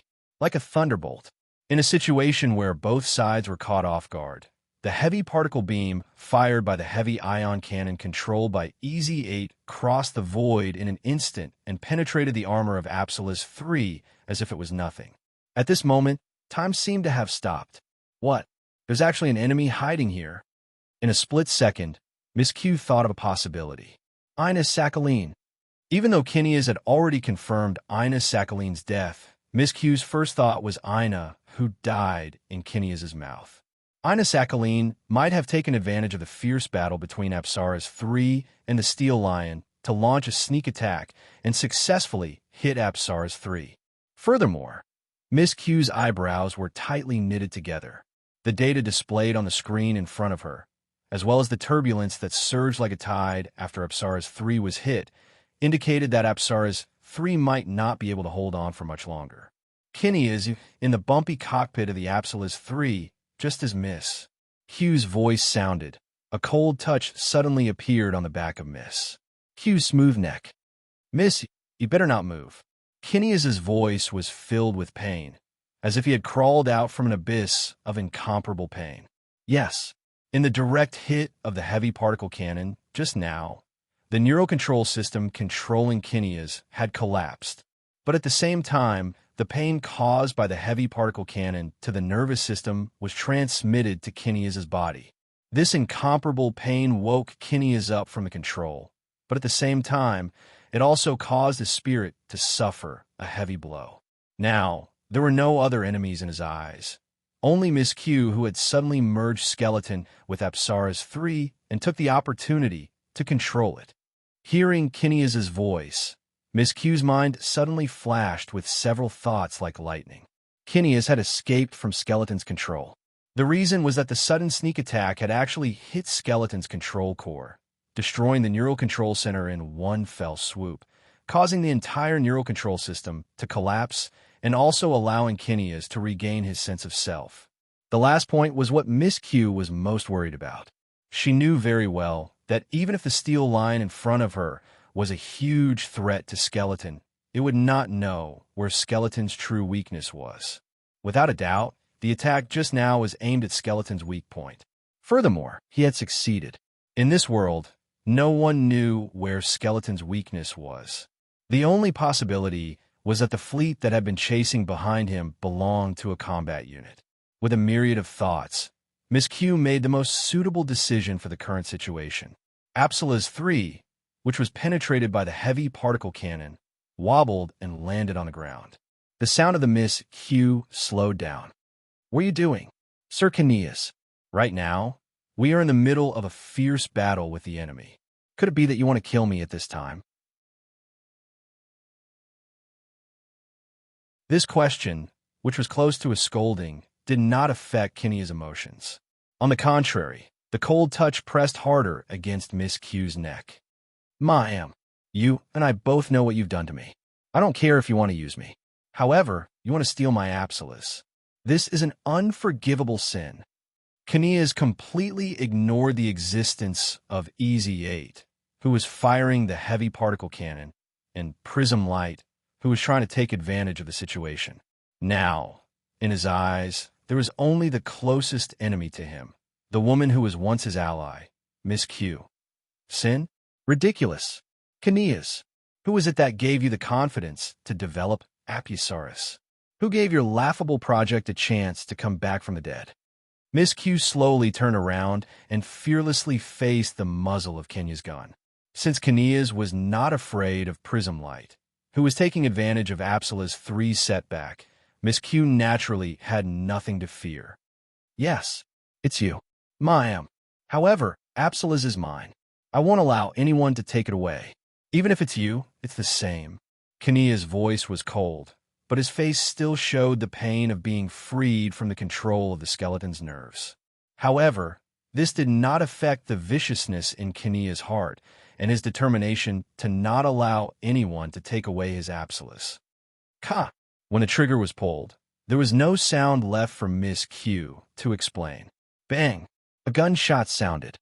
Miss Q's smile, which was enough to charm all men in the world, was pierced by a bullet that whizzed out of the barrel. The black and crimson hole tore apart Miss Q's appearance and also pushed her beautiful body to the back. As her fiery red hair flew, Kinea's face was cold, and his finger that pulled the trigger was decisive and ruthless. Bang! Bang! Kopchi! As the gunshots rang out, the cockpit door of the Apsaris 3 opened. In an instant, a gust of wind swept into the cockpit and swept up Miss Q's bloody body, dragging her out of the cockpit and towards the ground. "Goodbye, Miss Q. Thank you." Kineas let go of his right hand and threw the pistol that killed Miss Q out of the cockpit, and quickly sat back in his seat. Now, Apsila's 3 finally belonged to him alone. "Fly, Apsila's 3. I know your strength is definitely not limited to this. Perhaps it was the influence of Skeleton's biochemical armor, or perhaps it was Apsila's 3 responding to its owner, its creator. Apsila's 3, which was pierced by the heavy particle cannon, suddenly stopped its retreating figure and suddenly rose from the ground, flying in the sky once again. What? It can actually fly? On the ground, Ray Minkai looked at Apsila's 3, which was pierced by the attack that came out of nowhere, in shock. Logically speaking, no matter how powerful this thing was, it should not have the ability to continue fighting after receiving such a powerful attack. It's Skeleton. After State Zero mentioned a possibility, he showed a scene in front of Ray Minkai. In the scene, a woman wearing a long skirt, with fiery red hair flowing with bright red blood, fell heavily on a pile of rocks not far away. Miss Q, yes, it's her. I didn't expect her to die in the hands of her own people. State Zero's voice was filled with regret. However, in the next moment, the woman who was supposed to be dead suddenly twitched. In the midst of her trembling body, the wounds that were pierced by the bullets quickly rolled. In the blink of an eye, the bullets that tore through her body not long ago were expelled from the depths of her body, and the hole-like wounds were healed. Other than the long skirt that was full of holes, the wounds on Miss Q's body were healed just like that. High-speed regeneration. Looking at Miss Q, who gradually stood up from the pile of rocks, Ray Minkai said the same word again. It really hurts. Men are indeed cold-blooded creatures. No matter which world it is, after using people, they always give them the gift of death. Roar! Suddenly, the sound of wind rose. In a flash of golden light, the pile of rocks that Miss Q was standing on was smashed into pieces by the pure white steel lion's paw. However, The woman who was supposed to be smashed into pieces by the lion's paw, Miss Q, appeared on the other side. Oomph. Don't think that after I lose my body, I'm a little girl who can be trampled on. Little kitty, you underestimate me. Boom! Before Miss Q finished speaking, a beam of light suddenly descended from the sky and swallowed Miss Q's figure. The one who launched this attack was actually Apsila's 3, controlled by Kineas. At this moment, the two parties who were fighting just now had the same thought. That was to kill Miss Q. Kineas, I've already given up on Apsila's 3. I no longer care about your crime of shooting at me. Why are you still hindering me? In a flash of light, Miss Q's figure appeared on the other side again. However, unlike before, Miss Q's dress seemed to have become much more tattered. For those who have designs on Apsila's 3, only death can make me feel at ease. Kineas's answer was straightforward and decisive. Moreover, the action of his hands was even more ruthless. Even if Apsila's 3 was pierced through, it could still rely on the biochemical tissue of the skeleton to continue to maintain a certain degree of attack power. Therefore, Kineas did not hesitate to set Miss Q as his first target to kill. He knew that the skeleton that could provide power for Apsila's 3 would very likely become paralyzed under Miss Q's command. In order to ensure that Apsila's 3's power system continued to operate, it was fine to eliminate the root of the problem. For Kineas, Miss Q would definitely die. Kineas, don't be too ungrateful. Kineas had repeatedly expressed his intention to get rid of her, which had already infuriated Miss Q. However, the long-fanged lion, Prism Light, who was waiting at the side, would not let go of any opportunity to kill Miss Q. As long as Miss Q relaxed a little, what awaited her was the long-fanged lion's merciless sharp claws. Shwa! A golden light flashed, the light beam scattered. Miss Q's figure flashed back and forth.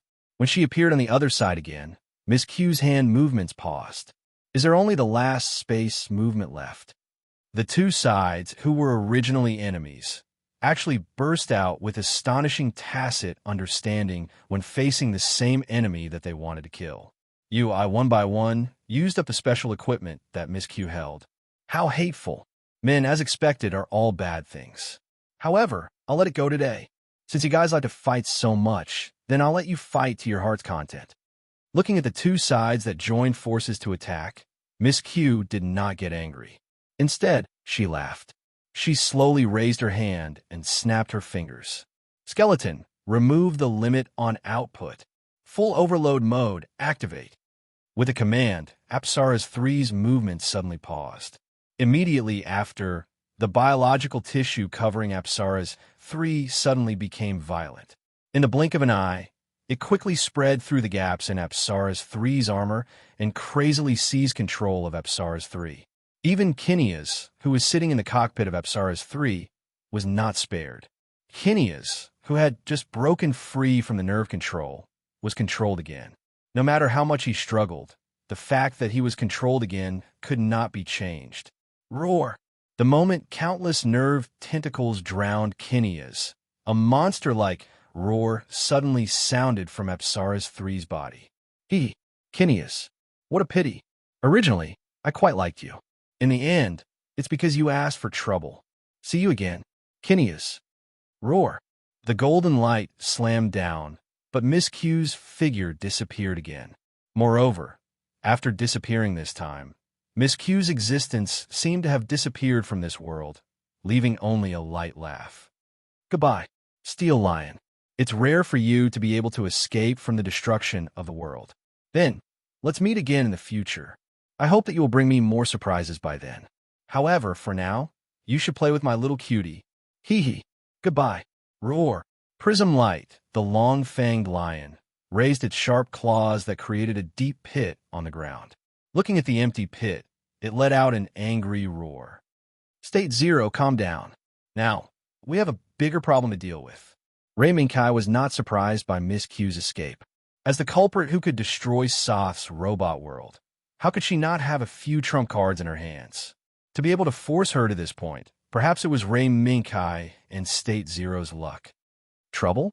State Zero's anger was burning fiercely.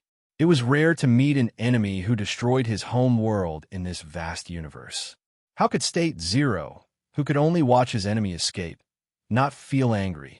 Hence, the enraged State Zero instantly turned Apsila's 3 into a punching bag. Womp. With a flash of light, the long-fanged lion, Prism Light's heavy beam cannon and nuclear furnace reactor turned into a stream of light and quickly reformed into a blue armor on the long-fanged lion's body. Hunting gull form. The 2 plasma engines instantly spewed out 2 dazzling flames and unreservedly gave all their powerful thrust to the long-fanged lion. Bang! In the blink of an eye, the long-fanged lion, which had transformed into a hunting gull form, broke through the sound barrier and entered the supersonic state. It turned into a blue stream of light and directly attacked Apsara's 3. Die, monster! No matter how you transform, I will tear you apart. The angry State Zero urgently needed a punching bag. Otherwise, it would definitely be suffocated by the anger of letting Miss Q escape. Bang! Under the supersonic speed, the long-fanged lion and hunting gull's laser claws had terrifying power. With just one attack, it had scratched a deep hole in Apsara's 3's biochemical armor that had already spread all over its body. However, the damage caused by this powerful attack was still somewhat lacking under the effects of high-speed regeneration. If once is not enough, then twice. Today, I will tear you apart. Kai! State Zero's anger had reached its peak. Now, Ray Minkai had already given up the idea of appeasing State Zero, who was already in a state of anger. The only thing he could do was to kill Apu Salas 3 with the Tusked Lion Zero style. The original appearance of the Apu Salas 3 was no longer recognizable.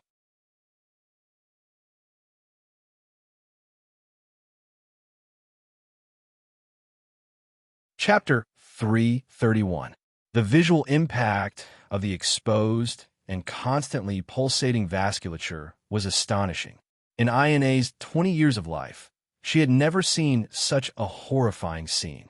EZ8's electronic eyes faithfully displayed the horrifying appearance of Apsila's 3 in front of Ina. It has already become like this. It can still move? Brother, what kind of monster did Kinias create? The huge wound caused by the heavy particle cannon was still there, but it was gradually covered by the rapidly spreading biochemical tissue and was replaced by new tissue and armor on the wound that was enough to paralyze Apsila's 3. No, the current Apsila's is no longer the Apsila's that Kinias created. Instead, he became a monster from head to toe. The heavy particle cannon's recharge was already completed, and the next attack was ready. Shiro Amada stared at Apsila's 3, which was still able to resist the fierce attacks of the lion seagull, and once again locked onto Apsila's 3. This time, Apsila's 3 must be destroyed. Bang! The laser claw was once again repelled by the layer of biochemical armor.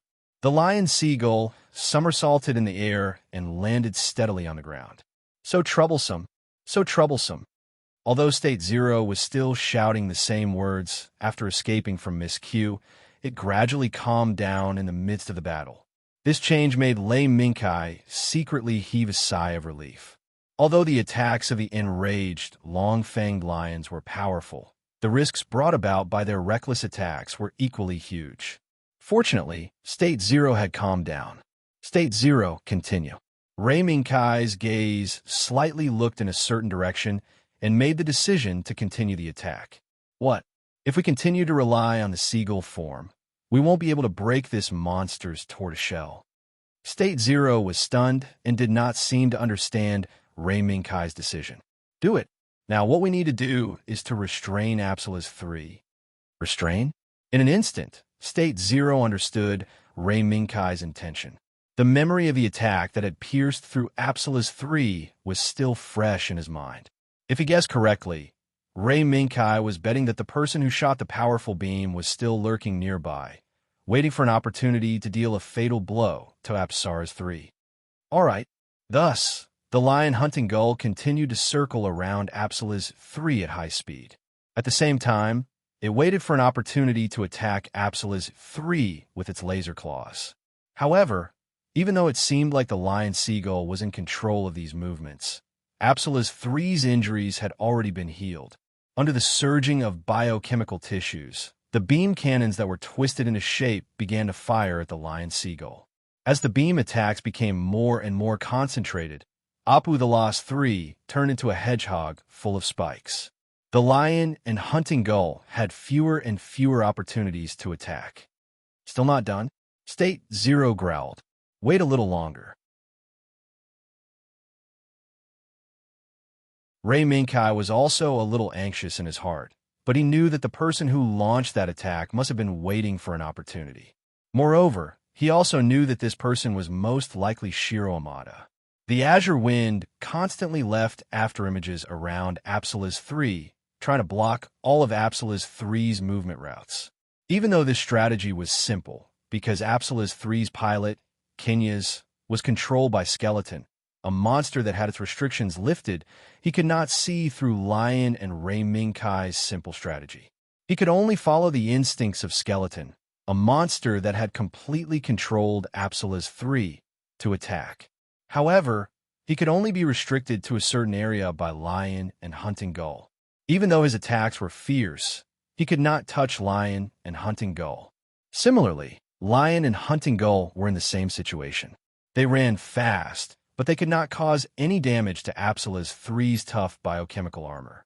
Thus, the two sides were in a stalemate.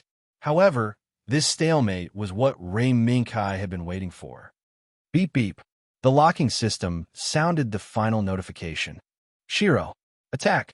Aina retracted her gaze, no longer looking at Apsila's 3 that had been changed beyond recognition by the biochemical armor. She knew that Kinya's, who was sitting inside Apsila's 3, could no longer be called a human. Okay. Shiro Amada nodded slowly and pulled the trigger decisively. Virum. In the instant that a shocking amount of heavy particles burst out from the cannon, a strong wind pressure was generated around the muzzle of the cannon. The wind pressure surged out in all directions, almost blowing Norris, who was watching the battle from the side, off his feet. The sky darkened at this moment.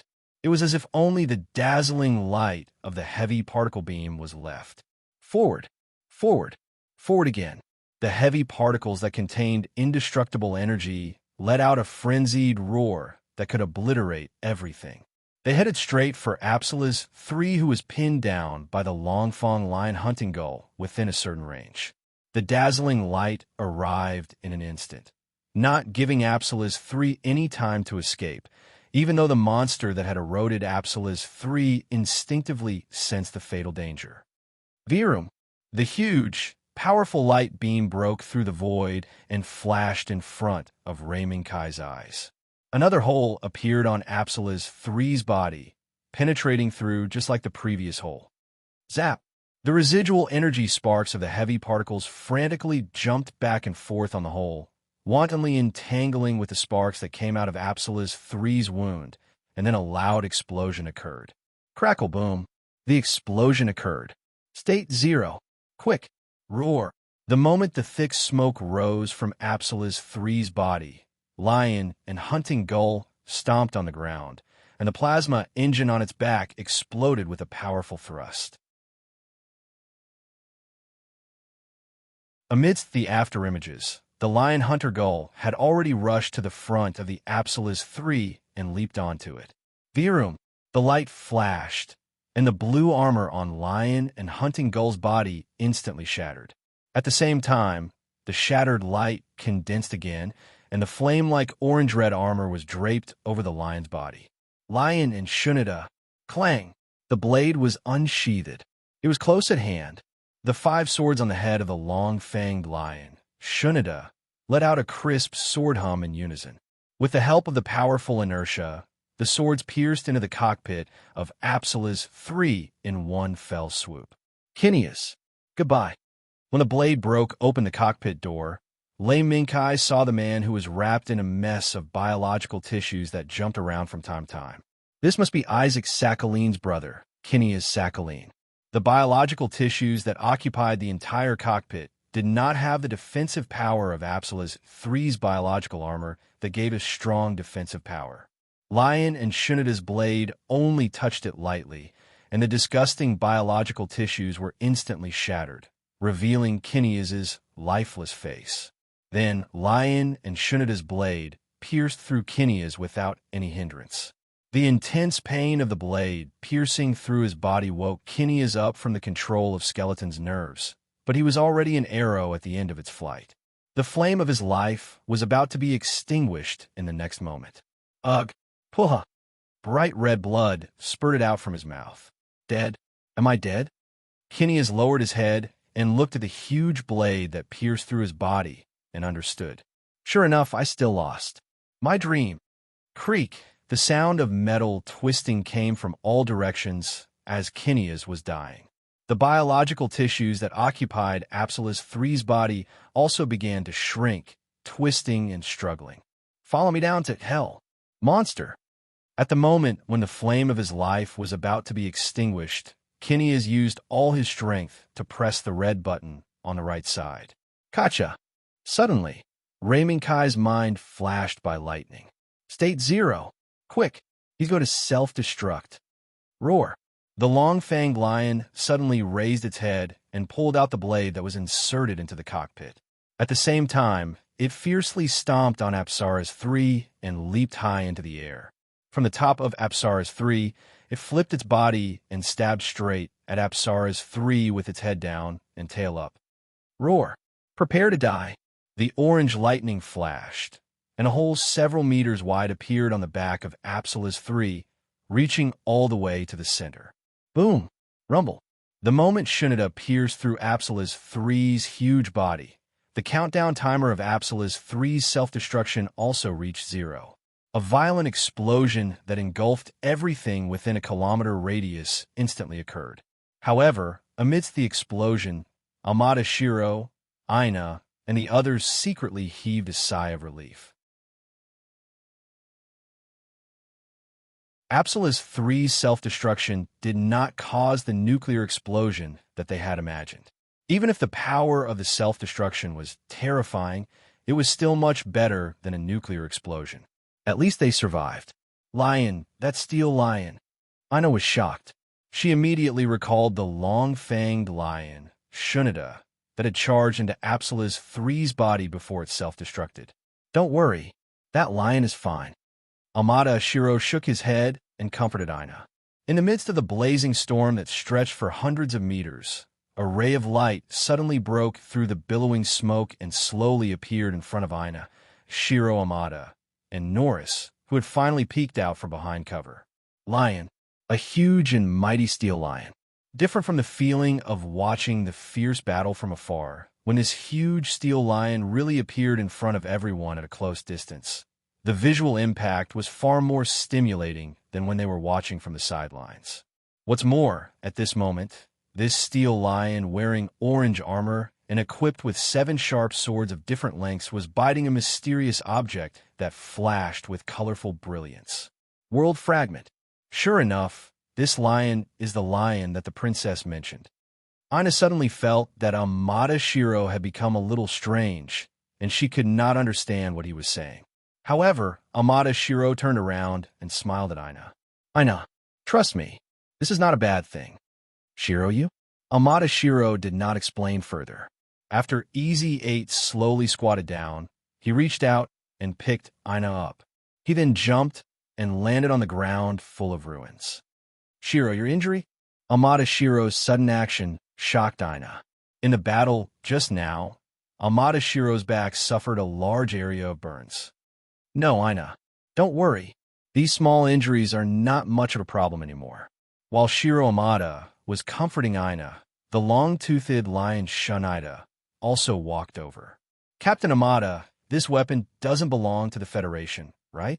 Similarly, it can't belong to Gion. When Raiminkai walked out of Shunada's cockpit, he immediately recognized the heavy particle cannon in Easy 8's hand. It was the weapon that shot the 2 beams that penetrated Apsila's 3's armor. Yes, this is not the Federation's weapon, nor is it Gion's weapon. Amada Shiro nodded and then smiled at Raiminkai. Nice to meet you. The new Inspector Ray Minkai. I'm Amada Shiro. As soon as he opened his mouth, Ray Minkai felt an inexplicable sense of strangeness from the Amada Shiro in front of him. It was as if the Amada Shiro in front of him was not the Amada Shiro he knew, but a senior general who had been in a high position for a long time, controlling tens of thousands of warships and dominating the battlefield. Ray Minkai frowned and took half a step back, blocking in front of the long-toothed lion, Shanita. The long-fanged lion, Shonita, also closed its mouth that was biting the shard, revealing a guarded expression. Don't be so nervous. If my appearance disturbs you, then we can talk to someone else. Nami, I'll leave it to you. Amada Shiro laughed and then waved his hand.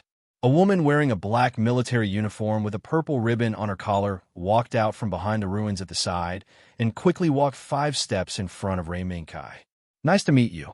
Inspector Ray Minkai. I'm the intelligence officer of the 5th Fleet, Amada Nami. You are? What's with your appearance? The appearance of this woman made Aina, who was already confused, fall into an even more incomprehensible doubt. Because this woman who called herself Amada Nami's appearance was almost exactly the same as Aina Sakhaline, as if they were printed out from the same mold. The only difference was that Amada Nami had a heroic spirit that Aina Sakhaline did not have between her brows. Nice to meet you. My mother in this world, Isa Sakhaline. According to the timeline, I might be the child that you and my father, Amada Shiro, gave birth to in the future. As soon as the words came out, it shocked everyone. This what's going on? Time travel? Ray Minkai was also extremely shocked. Yes and no.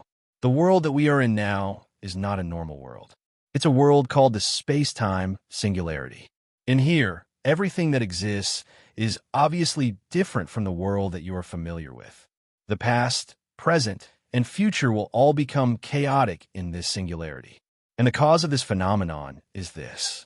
Amada Nami glanced at Ray Minkai, raised her hand, and pointed at the shard that Shunita was biting. The target that you are pursuing, the shard that was produced when the world collapsed. That you're tuning in to the Warrior Lore YouTube channel. Don't forget to subscribe and join us on this journey to catch the most captivating stories.